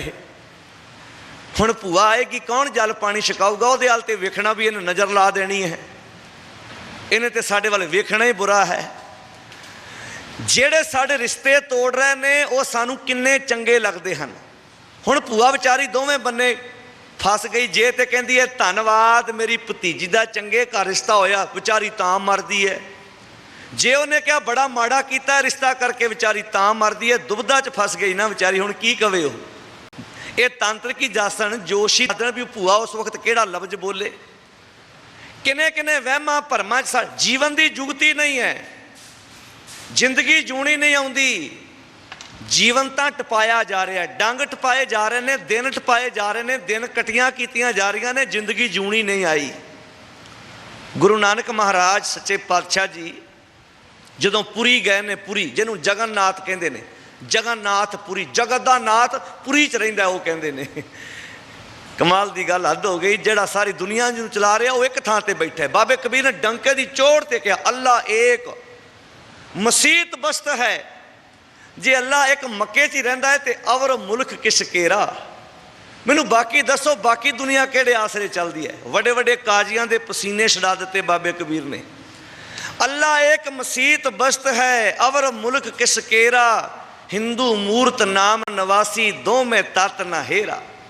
ਇਹ ਕਹਿੰਦਾ ਸੀ ਦੱਖਣ ਦੇਸ਼ ਹਰੀ ਕਾ ਬਾਸਾ, ਪੱਛਮ ਅੱਲਾ ਮਕਾਮਾ। ਇਹ ਕਹਿੰਦਾ ਸੀ ਦੱਖਣ ਵਾਲੇ ਬੰਨੇ ਸਾਡਾ ਭਗਵਾਨ ਰਹਿੰਦਾ ਹੈ। ਦੱਖਣ ਦੇਸ਼ ਹਰੀ ਕਾ ਬਾਸਾ, ਪੱਛਮ ਅੱਲਾ ਮਕਾਮਾ। ਬਾਬੇ ਕਬੀਰ ਨੇ ਆਖਿਆ ਦਿਲ ਮੇ ਖੋਜ, ਦਿਲੇ ਦਿਲ ਖੋਜੋ, ਇਹੀ ਠੌਰ ਮੁਕਾਮਾ। ਇਹ ਗੁਰਮਤ ਹੈ। ਗੁਰੂ ਦੀ ਮਤ ਨੇ ਕਿਹਾ ਪ੍ਰਮਾਤਮਾ ਬਾਹਰ ਨਹੀਂ ਹੈ, ਪ੍ਰਮਾਤਮਾ ਕਿਸੇ ਚਾਰ ਦੀਵਾਰੀ ਵਿੱਚ ਕੈਦ ਨਹੀਂ। ਪੱਛਮ, ਕੋਈ ਪੱਛਮ ਵਾਲੇ ਬੰਨੇ ਕਹਿੰਦਾ ਸੀ, ਕੋਈ ਦੱਖਣ ਵਾਲੇ ਬੰਨੇ ਕਹਿੰਦਾ ਸੀ, ਤੇ ਅੱਜ ਵੀ ਇਦਾਂ ਹੀ ਹੁੰਦਾ। ਇਥੋਂ ਕਾਂਚੀ ਦੇ ਪੰਡਤਾਂ ਨੇ ਤੇ ਹੱਦ ਮੁਕਾ ਦਿੱਤੀ। ਉਹ ਕਹਿੰਦੇ ਸਾਡੇ ਕੋਲ ਆਓ, ਸਾਰੀ ਜ਼ਿੰਦਗੀ ਪਾਪ ਕਰੋ ਪਰ ਮਰੋ ਆਣ ਕੇ ਕਾਂਚੀ ਬੈਕੁੰਠ ਜਾਓਗੇ। ਹੱਦ ਹੀ ਮੁਕਾ ਦਿੱਤੀ ਉਹਨਾਂ ਨੇ। ਸਾਰੀ ਜ਼ਿੰਦਗੀ ਘੱਟ ਤੋਲੋ, ਬੇਈਮਾਨੀਆਂ ਕਰੋ, ਠੱਗੀਆਂ ਮਾਰੋ, ਲੁੱਟੋ, ਪਰ ਪ੍ਰਾਣ ਕਾਂਸੀ ਆਣ ਕੇ ਤਿਆਗੋ, ਤੁਹਾਡਾ ਜਨਮ ਸਫਲ ਹੋ ਜਾਏਗਾ। ਇਹ ਵੀ ਕਿਹਾ ਕਾਂਚੀ ਤੋਂ ਬਿਨਾਂ ਮੱਤ ਨਹੀਂ ਆਉਣੀ, ਕਾਂਚੀ ਆਣ ਕੇ ਹੀ ਮੱਤ ਆਏਗੀ। ਸਤਿਗੁਰੂ ਦੀ ਬਾਣੀ ਨੇ ਕੀ ਕਿਹਾ? ਨਾ ਕਾਂਚੀ ਮਤ ਉਪਜੈ। ਜੇ ਕੋਈ ਕਵੇ ਨਾ ਵੀ ਕਾਂਚੀ ਮੈਂ ਨਹੀਂ ਜਾਂਦਾ ਤੇ ਉਹਦਾ ਕੋਈ ਨੁਕਸਾਨ ਵੀ ਨਹੀਂ ਹੁੰਦਾ, ਤੇ ਜੇ ਕੋਈ ਕਾਂਚੀ ਚਲਾ ਜਾਏ ਉਹਦਾ ਭਲਾ ਵੀ ਨਹੀਂ ਹੁੰਦਾ। ਕਦੀ ਇਹ ਸੋਚੇ ਵੀ ਕਾਂਚੀ ਜਾਇਆ ਮੇਰਾ ਭਲਾ ਹੋਣਾ। ਹੁਣ ਗੁਰੂ ਕੀ ਕਹਿ ਰਹੇ ਨੇ? ਨਾ ਕਾਂਚੀ ਮਤ ਉਪਜੈ, ਨਾ ਕਾਂਚੀ ਮਤ ਜਾਏ। ਜੇ ਕੋਈ ਕਵੇ ਕਿ ਮੈਂ ਕਾਂਚੀ ਨਹੀਂ ਜਾਣਾ, ਉਹਦੀ ਮਤ ਗਵਾਚਦੀ ਨਹੀਂ। ਨਾ ਕਾਂਚੀ ਮਤ ਉਪਜੈ, ਕਾਂਚੀ ਵਿੱਚ ਜਾਣ ਨਾਲ ਬੰਦੇ ਦੀ ਮਤ ਉੱਚੀ ਨਹੀਂ ਹੋਣੀ। ਸਾਡੇ ਕੁਝ ਡੇਰੇਦਾਰਾਂ ਵੀ ਇਦਾਂ ਦਾ ਪ੍ਰਚਾਰ ਕੀਤਾ। ਸਾਡੇ ਡੇਰੇ ਦੀ ਕੀਤੀ ਅਰਦਾਸ ਰੱਬ ਦੇ ਦਰ ਤੇ ਸਿੱਧੀ ਕਬੂਲ ਹੁੰਦੀ ਹੈ। ਸਾਡੇ ਕੋਲੋਂ ਆਣ ਕੇ ਪੁੱਤ ਦੁੱਧ ਜੋ ਮੰਗੋਗੇ ਪ੍ਰਾਪਤ ਹੋਏਗਾ। ਨਾ ਕਾਂਚੀ ਮਤ ਉਪਜੈ, ਨਾ ਕਾਂਚੀ ਮਤ ਜਾਏ। ਜੇ ਕੋ ਕਵੇ ਮੈਂ ਕਾਂਚੀ ਨਹੀਂ ਜਾਣਾ, ਕਹਿੰਦੇ ਤੇਰੀ ਮਤ ਨਹੀਂ ਉਪਜਣੀ। ਜੇ ਕੋ ਕਵੇ ਮੈਂ ਕਾਂਚੀ ਨਹੀਂ ਜਾਂਦਾ, ਗੁਰੂ ਅਮਰਦਾਸ ਜੀ ਕਹਿੰਦੇ ਮਤਾਂ ਸੋਚੀ ਵੀ ਤੇਰੀ ਮਤ ਗਵਾਚਦੀ ਹੈ। ਕਾਂਚੀ ਦੇ ਨਾਲ ਨਾ ਮਤ ਆਉਣੀ ਹੈ ਤੇ ਨਾ ਮਤ ਜਾਣੀ ਹੈ। ਨਾ ਕਾਂਚੀ ਮਤ ਉਪਜੈ ਤੇ ਨਾ ਕਾਂਚੀ ਮਤ ਜਾਏ। ਮਤ ਕਿੱਥੋਂ ਮਿਲਣੀ ਹੈ? ਸਤਿਗੁਰ ਮਿਲਿਆ ਮਤ ਉਪਜੈ। ਸਤਿਗੁਰੂ ਜੀ ਮਿਲਣਗੇ, ਗੁਰੂ ਜੀ ਮਿਲਣਗੇ ਤੇ ਮਤ ਪੈਦਾ ਹੋਏਗੀ। ਸਤਿਗੁਰ ਮਿਲਿਆ ਮਤ ਉਪਜੈ, ਤਾਂ ਇਹ ਸੋਝੀ ਪਾਏ। ਇਦਾਂ ਦਾ ਭਰਮ ਲੋਕਾਂ 'ਚ ਫੈਲਾਇਆ ਤੇ ਸਤਿਗੁਰ ਪਾਤਸ਼ਾਹ ਮਹਾਰਾਜ ਜੀ ਨੇ ਡੰਕੇ ਦੇ ਚੋੜ ਤੇ ਐਸੇ ਪਖੰਡ ਨੂੰ ਅੱਗੇ ਲਾ ਲਿਆ। ਤਾਂ ਹੀ ਤੇ ਭਾਈ ਗੁਰਦਾਸ ਜੀ ਨੇ ਕਿਹਾ ਸੀ, ਜਦੋਂ ਸੂਰਜ ਚੜ੍ਹਦਾ ਹੈ ਨਾ, ਇਹ ਲਾਈਟਾਂ ਆਪਣੇ ਆਪ ਹੀ ਬੰਦ ਕਰਨੀਆਂ ਪੈਂਦੀਆਂ ਨੇ। ਲੋੜ ਹੀ ਨਹੀਂ ਪੈਂਦੀ। ਰਾਤ ਨੂੰ ਡਰਾਈਵ ਕਰਨੀ ਹੋਵੇ ਤੇ ਇੱਕ ਵੀ ਗੱਡੀ ਦੀ ਲਾਈਟ ਖਰਾਬ ਹੋਵੇ ਤੇ ਸਫ਼ਰ ਕਰਨਾ ਮੁਸ਼ਕਿਲ ਹੁੰਦਾ ਹੈ। ਜਿਨ੍ਹਾਂ ਦੇ ਘਰ ਇਸ ਹਿਸਾਬ ਨਾਲ ਬਣੇ ਨੇ, ਦਿਨ ਵੇਲੇ ਸੂਰਜ ਹੋਵੇ, ਘਰ ਵਿੱਚ ਲਾਈਟ ਆਨ ਕਰਨ ਦੀ ਲੋੜ ਨਹੀਂ, ਸੂਰਜ ਦੀ ਰੌਸ਼ਨੀ ਬੜੀ ਹੈ। ਪਰ ਰਾਤ ਪੈਣ ਦੀ ਦੇਰ ਹੈ, ਕੱਲੇ ਕੱਲੇ ਕਮਰੇ 'ਚ ਬਲਬ ਜਗਾਉਣਾ ਪੈਂਦਾ ਹੈ। ਸੂਰਜ ਦੀ ਉਦੇ ਹੋਣ ਦੀ ਦੇਰ ਹੈ, ਸਾਰੇ ਬਲਬ ਬੰਦ ਕਰ ਦਿਓ ਫਿਰ ਵੀ ਰੌਸ਼ਨੀ ਹੈ। ਤਾਂ ਹੀ ਤੇ ਕਿਹਾ ਸੀ ਸਤਿਗੁਰੂ ਨਾਨਕ, ਪ੍ਰਗਟਿਆ ਮਿੱਟੀ ਧੁੰਦ, ਜਗ ਚਾਨਣ ਹੋਵਾ ਜਿਉਂ ਕਰ ਸੂਰਜ, ਨਿਕਲਿਆ ਤਾਰੇ ਛੱਪ ਅੰਧੇਰ ਪੁਲਵਾ। ਤਾਰੇ ਤੇ ਹੁਣ ਵੀ ਹੈਗੇ ਨੇ, ਪਰ ਸੂਰਜ ਦੇ ਸਾਹਮਣੇ ਤਾਰਿਆਂ ਦਾ ਪ੍ਰਭਾਵ ਕੋਈ ਨਹੀਂ। ਦਿਨ ਵੇਲੇ ਤਾਰੇ ਵੀ ਹੁੰਦੇ ਨੇ, ਪਰ ਸੂਰਜ ਸਾਹਮਣੇ ਤਾਰਿਆਂ ਦਾ ਪ੍ਰਭਾਵ ਕੋਈ ਨਹੀਂ। ਜਦੋਂ ਗੁਰੂ ਨਾਨਕ ਸਾਹਿਬ ਮਹਾਰਾਜ ਜੀ ਦੇ ਗਿਆਨ ਦਾ ਸੂਰਜ ਚੜ੍ਹਿਆ, ਇਹ ਤਾਰੇ ਤੇ ਉਦੋਂ ਵੀ ਹੈਗੇ ਸੀ ਪਖੰਡ ਵਾਲੇ, ਪਰ ਇਹਨਾਂ ਦਾ ਪ੍ਰਭਾਵ ਮੱਧਮ ਪੈ ਗਿਆ। ਇਹਨਾਂ ਦੀ ਰੌਸ਼ਨੀ ਲੋ ਹੋ ਗਈ, ਕਿਉਂਕਿ ਗੁਰਦੇਵ ਜੀ ਨੇ ਇੱਕ ਵਿਚਾਰ ਬਖਸ਼ਿਸ਼ ਕੀਤੀ ਸੀ। ਮਹਾਰਾਜ ਗਏ ਪੁਰੀ, ਜਿਹਨੂੰ ਜਗਨਨਾਥ ਦੀ ਪੁਰੀ ਕਹਿੰਦੇ ਹਨ। ਕੀ ਵੇਖਿਆ ਉੱਥੇ? ਅਜੀਬ ਹੀ ਤਮਾਸ਼ਾ। ਇੱਕ ਵਿਅਕਤੀ ਬੈਠਾ ਹੋਇਆ ਹੈ, ਉਹਦੇ ਅੱਗੇ ਇੱਕ ਬਰਤਨ ਰੱਖਿਆ ਹੋਇਆ ਹੈ। ਠੱਕ ਠੱਕ ਉਹਦੇ ਵਿੱਚ ਸਿੱਕੇ ਡਿੱਗਦੇ ਨੇ, ਤੇ ਆਪਣੀਆਂ ਉਹਨੇ ਅੱਖਾਂ ਬੰਦ ਕੀਤੀਆਂ ਨੇ। ਅੱਖਾਂ ਬੰਦ ਕਰਕੇ ਕਹਿੰਦਾ, ਭਾਈ ਤੁਸੀਂ ਵੀ ਅੱਖਾਂ ਬੰਦ ਕਰੋ, ਅੱਖਾਂ ਬੰਦ ਕਰੋ, ਆਪਾਂ ਨੂੰ ਹੁਣੇ ਹੀ ਤ੍ਰਿਲੋਕੀ ਦੇ ਦਰਸ਼ਨ ਹੋਣਗੇ। ਤ੍ਰਿਲੋਕੀ ਦੇ ਤਿੰਨਾਂ ਲੋਕਾਂ ਦਾ ਇੱਥੇ ਬੈਠਿਆਂ ਚਾਨਣ ਹੋ ਜੂ ਆਪਾਂ ਨੂੰ। ਇਹੋ ਹੀ ਆਪਾਂ ਚਾਹੁੰਦੇ ਹਾਂ। ਕਈ ਸਾਡੇ ਵੀ ਕਹਿੰਦੇ ਜੀ ਇੱਥੋਂ ਉੱਡ ਕੇ ਬੰਦਾ ਫਲਾਣੇ ਥਾਂ ਚਲਾ ਗਿਆ। ਕਈ ਇੱਦਾਂ ਦਾ ਸਾਡੇ ਸਮਾਜ 'ਚ ਵੀ ਹੈਗੇ ਨੇ, ਇੱਥੋਂ ਉੱਡਿਆ, ਸਾਡੇ ਬਾਬਾ ਜੀ ਨੂੰ ਨਾਮ ਜਪਦੇ ਤਾਂ ਉੱਡਦੇ ਨੇ। ਫਿਰ ਬਾਹਰਲੀ ਕੰਟਰੀ 'ਚ ਜਾਣ ਲਈ ਜਹਾਜ਼ ਦੀ ਕਿਉਂ ਲੋੜ ਪੈਂਦੀ? ਇੱਦਾਂ ਹੀ ਉੱਡ ਕੇ ਬਾਹਰ ਚੱਲ ਜਾਣ। ਕਿਉਂ 60-60 70-70 20 ਇੰਨੇ ਪੈਸੇ ਲੋਕਾਂ ਦੇ ਲਵਾਉਂਦੇ ਹੋ? ਇੱਦਾਂ ਹੀ ਉੱਡ ਕੇ ਬਾਹਰ ਚਲੇ ਜਾਓ। ਗੁਰਮਤ ਨੇ ਇੱਦਾਂ ਦਾ ਨਾਮ ਨਹੀਂ ਸੀ ਜਪਾਇਆ ਵੀ ਚਮਕੌਰ ਦੀ ਗੜੀ 'ਚੋਂ ਗੁਰੂ ਸਾਹਿਬ ਉੱਡ ਕੇ ਬਾਹਰ ਆ ਗਏ। ਹੁਣ ਪੈਦਲ ਆਪਣੇ ਚਰਨਾਂ ਨਾਲ ਤੁਰ ਕੇ ਆਏ ਹਨ। ਅਨੰਦਪੁਰ ਦੇ ਕਿਲੇ 'ਚ ਦਾਤਾ ਗੁਰੂ ਗੋਬਿੰਦ ਸਿੰਘ ਮਹਾਰਾਜ ਤੁਹਾਡੇ ਵਰਗਾ ਨਾਮ ਕਿਸੇ ਨੇ ਨਹੀਂ ਜਪਣਾ, ਨਾ ਕੋਈ ਜਪ ਸਕਦਾ ਹੈ। ਤੁਸੀਂ ਆਪਣੇ ਬੱਚੇ ਤੱਕ ਕੁਰਬਾਨ ਕਰ ਦਿੱਤੇ, ਆਪਣਾ ਪਰਿਵਾਰ ਤੱਕ ਲੇਖੇ ਲਾ ਦਿੱਤਾ, ਪਰ ਆਨੰਦਪੁਰ ਤੇ ਚਮਕੌਰ ਦੀ ਗੜੀ ਚੋਂ ਉੱਡ ਕੇ ਨਹੀਂ ਆਏ, ਬਕਾਇਦਾ ਆਪਣੇ ਚਰਨਾਂ ਦੇ ਨਾਲ ਤੁਰ ਕੇ ਆਏ ਹਨ। ਪਰ ਇੱਥੇ ਉੱਡਣ ਵਾਲੇ ਪੈਦਾ ਹੋ ਗਏ ਪੰਛੀ। ਪੰਛੀ ਕਹਾਂਗੇ ਉਹਨਾਂ ਨੂੰ ਜਿਹੜੇ ਕਹਿੰਦੇ ਜੀ ਉੱਡ ਜਾਂਦੇ ਨੇ ਸਾਡੇ, ਤਾਂ ਕਈ ਤੇ ਛੱਤ ਨਾ ਜਾ ਲੱਗਦੇ ਸਾਡੇ। ਇੱਦਾਂ ਦਾ ਕਲਯੁਗੀ ਪਾਂਡਾ ਸੀ। ਕਲਯੁਗੀ ਪਾਂਡਾ ਬੈਠਾ ਕਹਿੰਦਾ ਉਹ ਤੁਹਾਨੂੰ ਤ੍ਰਿਲੋਕੀ ਦੇ ਦਰਸ਼ਨ ਕਰਾਵਾਂ। ਵਿਚਾਰੇ ਦੁਖੀ ਹੈਗੇ ਸਨ, ਜਿਹੜੇ ਜਾਂਦੇ ਨੇ ਨਾ ਹੁੰਦੇ ਵਿਚਾਰੇ ਦੁਖੀ ਨੇ।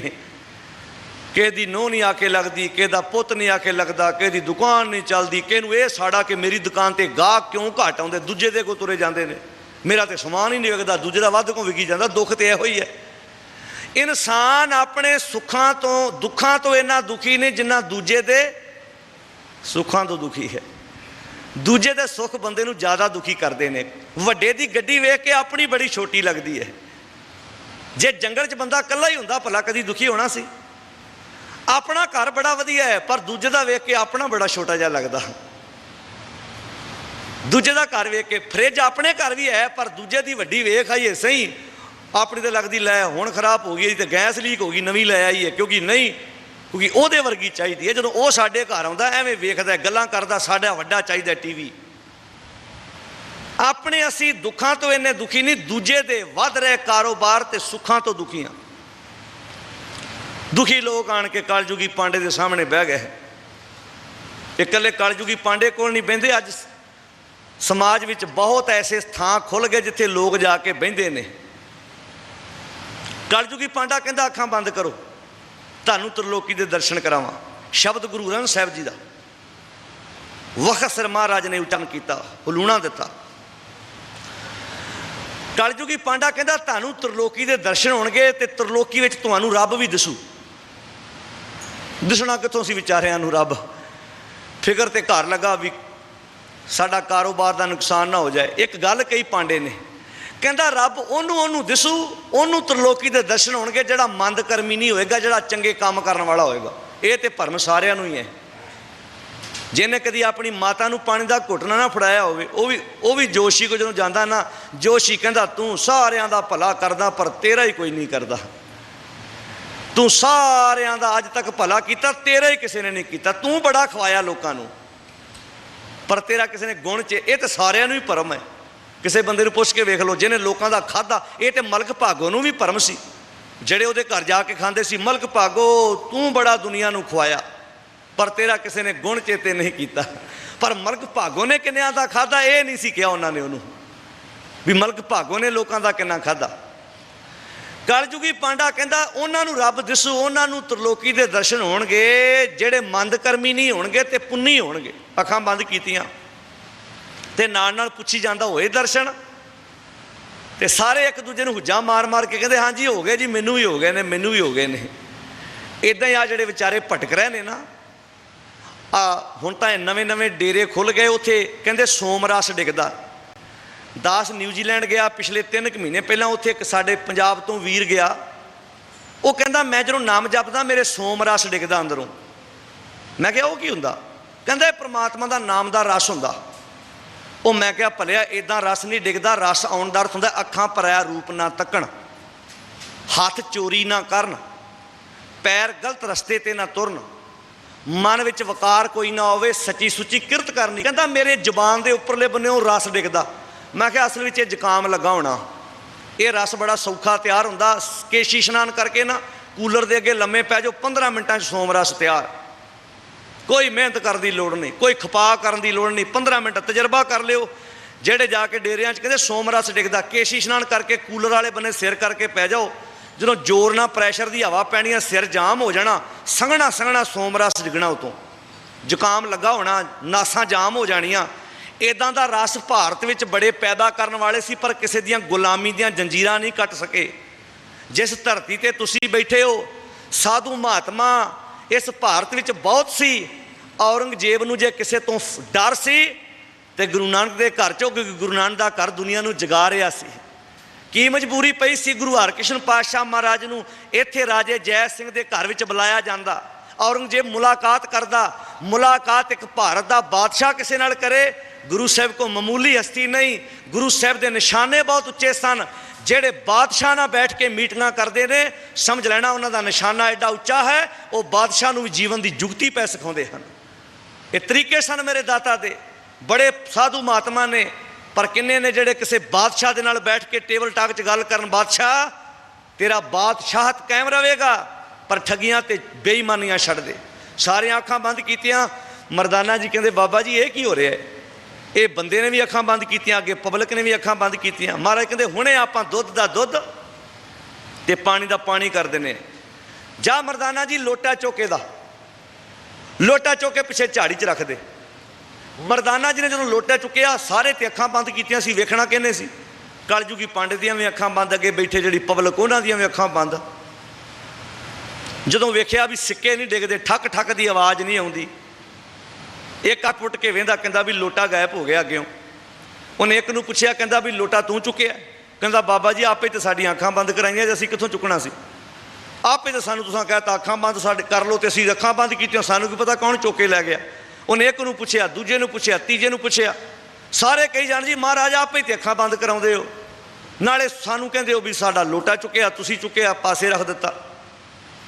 हुण विचार चर्चा हो गई, महाराज पहुँच गए उत्थे।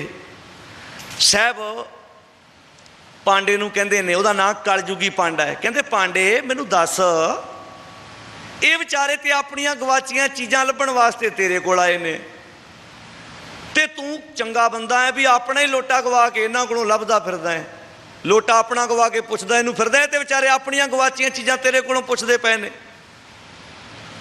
नाले मैनूं गल दस, तू हुणे तो इन्हों कहने असीं मैनूं त्रिलोकी के दर्शन होंदे ने, कार अखां बंद त्रिलोकी च होने ने, चौथा तो लोग ही कोई नहीं, लभ लापे ही। उन्होंने पता लग गया बाबा थोड़ा जिहा ज़्यादा सियाणा। महाराज नूं बाहों फड़ के परां लै गया, कहंदा सच्चिया पातशाह गल दसां, असल च मैनूं तो अपने घर बारे ज्ञान कोई नहीं भी इस वक्त मेरे बच्चे कित्थे ने, आ ते लोटा रख के बह जाना, लोटे करके ये भी दुखी ने, मैं भी दुखी हाँ, इन्हां दियां भी अखां बंद करा छड्दा, शामां नूं लोटा भर जांदा ते आटा दाल लिया के बच्चे पाल छड्दा, त्रिलोकी दे दर्शन मैनूं भी कोई नहीं। ये जगत ममता मुआ, जीवन की बिद नाहे। वो कलयुगी पांडे नूं महाराज ने मत दित्ती, जे रोटी खानी है ना तो फिर तैनूं मैं तरीका दसदा, सच का प्रचार करना शुरू कर दे, तैनूं कभी भी भुखिया नहीं मरन दिता जाएगा। सच दी विचार कर, इहो ते सतगुर ने बाणी च कहा सी, साहा गणे ना करे विचार, साहे उपर एक अंकार, गण गण जोत कांडी कीनी, पढ़े सुनावे तत न चीनी। हे पांडे लोकां नूं पत्रियां वाच वाच के दसदा है, कदी रब दी विचार भी दुनिया नूं दसिया कर। साहा गणे साहे सोधन वालिया ना कणे विचार, साहे उपर एक अंकार, गण गण जोतक कांडी कीनी, पढ़े सुनावे तत ना चीनी। किताबां फोल के लोगों दियां कुंडलियां मलाई जाना, पत्रियां खोली जाना, कदी इन्हां नूं सच नाल भी जोड़िया कर, रोटी फिर भी तेनों मिल जानी है। कलयुगी पांडा प्रचारक बनया उस इलाके का, गुरु की मत लैके, गुरु का उपदेश लैके, गुरु का शब्द सीख के उस इलाके च वहमां भरमां च पए लोगों नूं सही रस्ते ते पाया कि जीवन की जुगती आए इन्हों।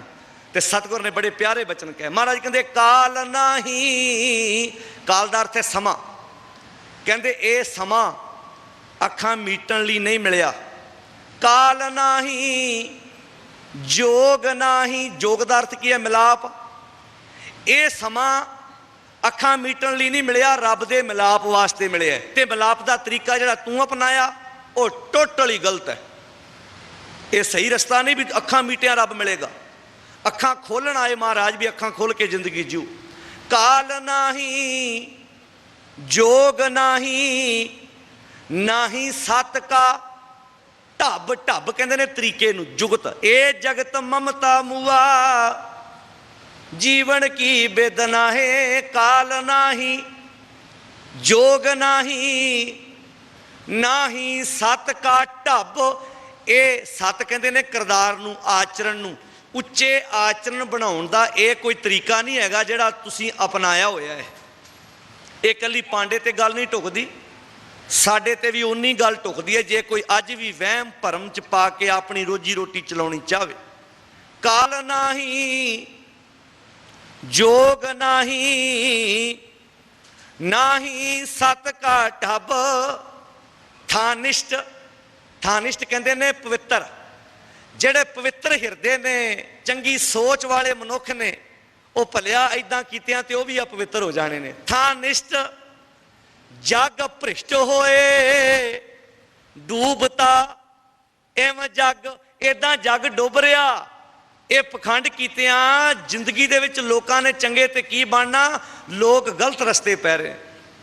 ਥਾਨਿਸ਼ਟ ਜਗ ਭ੍ਰਿਸ਼ਟ ਹੋਏ, ਡੂਬਤਾ ਐਵੇਂ ਜਗ। ਕੱਲ ਮੈਂ ਇਸ ਸਮੇਂ ਅੰਦਰ ਕੀ ਕਰ, ਰਾਮ ਨਾਮ ਸਾਰ। ਰਾਮ ਦਾ ਨਾਮ, ਪ੍ਰਮਾਤਮਾ ਦੇ ਗੁਣ, ਇਹ ਸ੍ਰੇਸ਼ਟ ਭਗਤੀ ਹੈ, ਇਹ ਜੀਵਨ ਦੇ ਵਿੱਚ ਧਾਰਨ ਕਰ। ਕੱਲ ਮੈਂ ਰਾਮ ਨਾਮ ਸਾਰ, ਅੱਖੀ ਤਾਂ ਮੀਟੈ, ਅੱਖੀ ਤਾਂ ਮੀਟੈ, ਨਾਕ ਪਕੜੈ।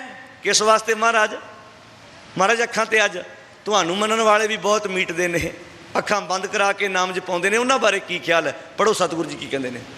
ਅੱਖੀ ਤਾਂ ਮੀਟੈ, ਨਾਕ ਪਕੜੈ, ਠੱਗਣ ਕੋ ਸੰਸਾਰ।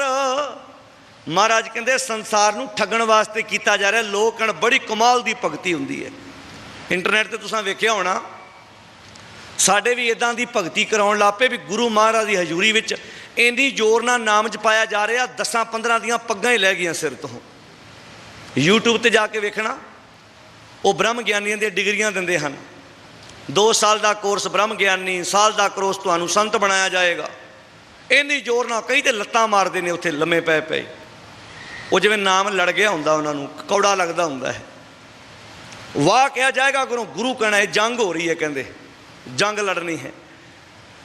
ਬੁਰੀਆਂ ਆਦਤਾਂ ਦੇ ਨਾਲ ਜੰਗ ਲੜਨੀ ਸੀ। ਇਹੋ ਜਿਹੇ ਬਾਹਰਲੀਆਂ ਕੰਟਰੀਆਂ 'ਚ ਵੀ ਜਾ ਕੇ ਨਾ, ਉੱਥੇ ਜਿਹੜੇ ਡਾਲਰ ਕਮਾਉਂਦੇ ਨੇ, ਮਿਹਨਤ ਕਰ ਕਰਕੇ ਆਪਣੇ ਬੱਚੇ ਪਾਲਦੇ ਨੇ, ਉਹਨਾਂ ਨੂੰ ਵੀ ਗੁੰਮਰਾਹ ਕਰਦੇ ਵੀ ਤੁਹਾਡੇ ਕੋਲ ਨਾਮ ਨਹੀਂ ਜਪਿਆ ਜਾਣਾ, ਆਓ ਤੁਹਾਨੂੰ ਮਹੀਨੇ ਦਾ 1 ਵਾਰੀ ਜਪਾ ਦਈਏ। ਤੁਹਾਡੇ ਕੋਲ ਟਾਈਮ ਬੜਾ ਘੱਟ ਹੈ, ਉਹ 1 ਵਾਰੀ ਤੁਹਾਨੂੰ ਰੱਬ ਮਿਲਾ ਦਈਏ, 1 ਵਾਰੀ ਦੱਸ ਦਈਏ, ਇੱਦਾਂ ਦੀ ਜੁਗਤੀ ਕਰੋ। ਇਹੋ ਜਿਹੇ ਬੰਦਿਆਂ ਨੇ ਸੰਸਾਰ 'ਚ ਕੁਝ ਜਾਗਰਤੀ ਨਹੀਂ ਲਿਆਂਦੀ। ਗੁਰੂ ਨਾਨਕ ਸਾਹਿਬ ਮਹਾਰਾਜ, ਮੈਂ ਤੇ ਇੱਕ ਦਿਨ ਬੇਨਤੀ ਕੀਤੀ ਸੀ, ਗੁਰੂ ਅਰਜਨ ਸਾਹਿਬ ਜੀ ਦੇ ਵਕਤ ਬੜੇ ਸਾਧੂ ਮਹਾਤਮਾ ਨੇ, ਪਰ ਤਤੀ ਤਵੀ ਤੇ ਗੁਰੂ ਅਰਜਨ ਸਾਹਿਬ ਨੂੰ ਬਿਠਾਇਆ ਗਿਆ। ਬੜੇ ਧਰਮੀ ਅਖਵਾਉਣ ਵਾਲੇ ਗੁਰੂ ਤੇਗ ਬਹਾਦਰ ਸਾਹਿਬ ਵੇਲੇ ਵੀ ਹੈਗੇ ਸੀ, ਪਰ ਸਰਕਾਰ ਨੂੰ ਖਤਰਾ ਗੁਰੂ ਤੇਗ ਬਹਾਦਰ ਸਾਹਿਬ ਤੋਂ ਹੀ ਕਿਉਂ ਸੀ? ਕਿਉਂਕਿ ਮਹਾਰਾਜ ਕਿਹੜਾ ਨਾਮ ਜਪ ਰਿਹਾ ਸੀ? ਜਗਾਉਣ ਦਾ। ਵੀ ਜਾਗੋ ਭਾਈ, ਐਵੇਂ ਆਪਣੀ ਲੁੱਟ ਨਾ ਕਰਾਓ, ਆਪਣੇ ਹੱਕਾਂ ਦੀ ਰਾਖੀ ਕਰੋ। ਸਿਰ ਸੁੱਟ ਕੇ ਜ਼ਿੰਦਗੀ ਜੂਣ ਨਾਲੋਂ 1 ਦਿਨ ਸ਼ਹਾਦਤ ਦਾ ਜਾਮ ਪੀ ਜਾਓ, ਉਹ ਮੌਤ ਪ੍ਰਵਾਨ ਹੈ। ਸਿਰ ਸੁੱਟ ਕੇ, ਤਾਂ ਹੀ ਤੇ ਬਾਣੀ 'ਚ ਆਖਿਆ ਸੀ, ਪਹਿਲਾ ਮਰਨ ਕਬੂਲ, ਜੀਵਨ ਕੀ ਸੜਿਆਸ, ਹੋ ਸਭਨਾ ਕੀ ਰੇਣੁਕਾ, ਤੋ ਆਓ ਹਮਾਰੇ ਪਾਸ। ਕਿਸੇ ਹਸਪੀਟਲ ਦੇ ਬਾਹਰ ਲਿਖ ਕੇ ਲਾਇਆ ਹੋਵੇ ਵੀ ਭਾਈ ਪਹਿਲਾਂ ਕਬੂਲ ਕਰ ਲਓ ਵੀ ਇੱਥੋਂ ਲਾਸ਼ ਜਾਣੀ ਹੈ, ਆਪਾਂ ਇਲਾਜ ਤਾਂ ਨਹੀਂ ਕਰਾਵਾਂਗੇ ਉਸ ਹਸਪੀਟਲ 'ਚ, ਆਪਾਂ ਤੇ ਉਸ ਹਸਪੀਟਲ 'ਚ ਇਲਾਜ ਕਰਾਉਣੇ ਆ ਜਿੱਥੋਂ ਦਾ ਡਾਕਟਰ ਸਾਨੂੰ ਇਹ ਵਾਅਦਾ ਕਰੇ ਤੇ ਦਾਅਵਾ ਵੀ ਕਰੇ, ਮੈਂ ਤੁਹਾਡੇ ਮਰੀਜ਼ ਨੂੰ ਐ ਤੰਦਰੁਸਤ ਕਰਕੇ ਹਸਪੀਟਲ 'ਚੋਂ ਭੇਜਾਂਗਾ। ਸਤਿਗੁਰੂ ਜੀ ਦੀ ਸ਼ਰਤ ਕਿੱਡੀ ਨਵੇਕਲੀ ਹੈ। ਕਹਿੰਦੇ ਮੇਰੇ ਕੋਲ ਆਉਣਾ ਹੈ ਨਾ, ਪਹਿਲਾਂ ਕਬੂਲ ਕਰਕੇ ਤੂੰ ਮਰਿਆ ਹੋਇਆ ਹੈ, ਪਰ ਕਿਹਦੇ ਵੱਲੋਂ? ਬੁਰੀਆਂ ਆਦਤਾਂ ਵੱਲੋਂ, ਪਰਾਇਆ ਰੂਪ ਤੱਕਣ ਵੱਲੋਂ, ਈਰਖਾ ਵੱਲੋਂ, ਦਵੈਖ ਭਾਵਨਾ ਵੱਲੋਂ। ਪਹਿਲਾ ਮਰਨ ਕਬੂਲ, ਜੀਵਨ ਕੀ ਛੱਡ ਆਸ। ਮਹਾਰਾਜ ਕਮਾਲ ਦੀ ਗੱਲ ਹੈ, ਤੁਹਾਡੇ ਕੋਲੋਂ ਤੇ ਲੋਕ ਜੀਵਨ ਲੈਣ ਆਉਂਦੇ ਨੇ, ਤੁਸੀਂ ਕਹਿੰਦੇ ਹੋ ਜੀਵਨ ਦੀ ਆਸ ਹੀ ਛੱਡ ਦੇ। ਤੁਹਾਡੇ ਕੋਲੋਂ ਤੇ ਜੀਵਨ ਮਿਲਦਾ ਹੈ, ਤੁਸੀਂ ਤੇ ਜੀਵਨ ਦੀ ਜੁਗਤੀ ਸਮਝਾਉਂਦੇ ਹੋ, ਤੁਹਾਡੇ ਕੋਲੋਂ ਤੇ ਜੁਗਤ ਸਿੱਖਣੀ ਆ, ਤੁਸੀਂ ਕਹਿੰਦੇ ਹੋ ਜੀਵਨ ਦੀ ਆਸ ਹੀ ਛੱਡ ਦਿਓ। ਕਿਹੜੇ ਜੀਵਨ ਦੀ ਆਸ? ਝੂਠ ਵਾਲੇ ਜੀਵਨ ਦੀ ਆਸ, ਠੱਗੀਆਂ ਵਾਲੇ ਜੀਵਨ ਦੀ ਆਸ, ਫਰੇਬ ਵਾਲੇ ਜੀਵਨ ਦੀ ਆਸ, ਧੋਖਾ ਧੜੀ ਕਰਨ ਵਾਲੇ ਜੀਵਨ ਦੀ ਆਸ। ਇਹ ਤਿਆਗ ਦੇ। ਇਤਿਹਾਸ ਵਿੱਚ ਜੀਵਨ ਦੀ ਜੁਗਤੀ ਵਾਲੇ ਇੱਕ ਸਿੱਖ ਦੀ ਘਟਨਾ ਆਉਂਦੀ ਹੈ। ਸੰਸਾਰ ਦਾ 54ਵਾਂ ਸਾਖੀ ਸਾਹਿਤ, ਜਿਹੜੀ ਪੁਸਤਕ ਹੁਣੇ ਨਵੀਂ ਆਈ ਹੈ, ਤੁਹਾਨੂੰ ਆਮ ਜਿਹੜੇ ਦੁਕਾਨਾਂ ਨੇ ਉੱਥੋਂ ਪੁਸਤਕ ਪ੍ਰਾਪਤ ਹੋ ਜਾਏਗੀ। ਉਹਦੇ ਵਿੱਚ ਸਿੱਖ ਕੌਮ ਦੇ ਮਹਾਨ ਇੱਕ ਯੋਧੇ ਦੀ ਘਟਨਾ ਬਿਆਨ ਕੀਤੀ ਹੈ, ਭਾਈ ਮੇਰੂ ਜੀ, गुरु अर्जन साहब महाराज अमृतसर की धरती ते बैठे ने।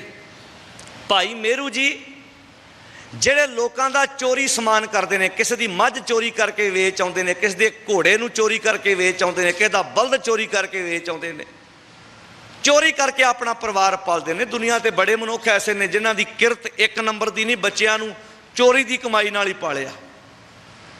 ਕੀ ਬਣਦਾ ਵੀ 20,000 ਨਾਲ ਖਰਚਾ ਕਰਦਾ 50,000 ਕਿੱਥੋਂ ਆਈ ਜਾਂਦਾ ਹੈ? ਉਹ ਕਿਤੇ ਨਾ ਕਿਤੇ ਘਪਲੇ ਹੋ ਰਹੇ ਨੇ। ਭਾਈ ਮੇਰੂ ਪਿੰਡ ਦੇ ਕੁਝ ਜਾ ਰਹੇ ਸਨ ਅੰਮ੍ਰਿਤਸਰ ਦੀ ਧਰਤੀ ਤੇ ਮਹਾਰਾਜ ਦੇ ਦਰਸ਼ਨ ਮੇਲੇ ਕਰਨ। ਆਪ ਵੀ ਤੁਰ ਪਿਆ, ਇੱਕ ਗਰੋਹ ਬਣਾਇਆ ਹੋਇਆ ਸੀ, ਠੱਗੀਆਂ ਮਾਰਨ ਵਾਲਿਆਂ ਦੀਆਂ, ਬੇਈਮਾਨੀਆਂ ਕਰਨ ਵਾਲਿਆਂ ਦੀਆਂ ਗਰੋਹ ਬਣਾਇਆ ਹੋਇਆ ਸੀ। ਚਾਰ ਇਕੱਠੇ ਹੋ ਜਾਂਦੇ ਸੀ ਤੇ ਠੱਗੀਆਂ ਮਾਰਦੇ ਸੀ। ਕਿਸੇ ਦੀ ਮੱਝ ਚੋਰੀ ਕਰ ਲਈ, ਕਿਸੇ ਦਾ ਬਲਦ ਚੋਰੀ ਕਰ ਲਿਆ।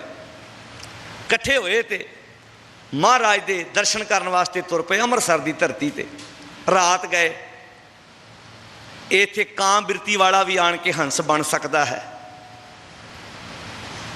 ਅੰਮ੍ਰਿਤਸਰ ਸਤਿਗੁਰ, ਇਹ ਗੁਰੂ ਅਮਰਤ ਦਾ ਸਰੋਵਰ ਹੈ, ਕਿਉਂਕਿ ਇਹ ਸ਼ਬਦ ਗੁਰੂ ਰਾਮਦਾਸ ਜੀ ਦਾ ਹੈ।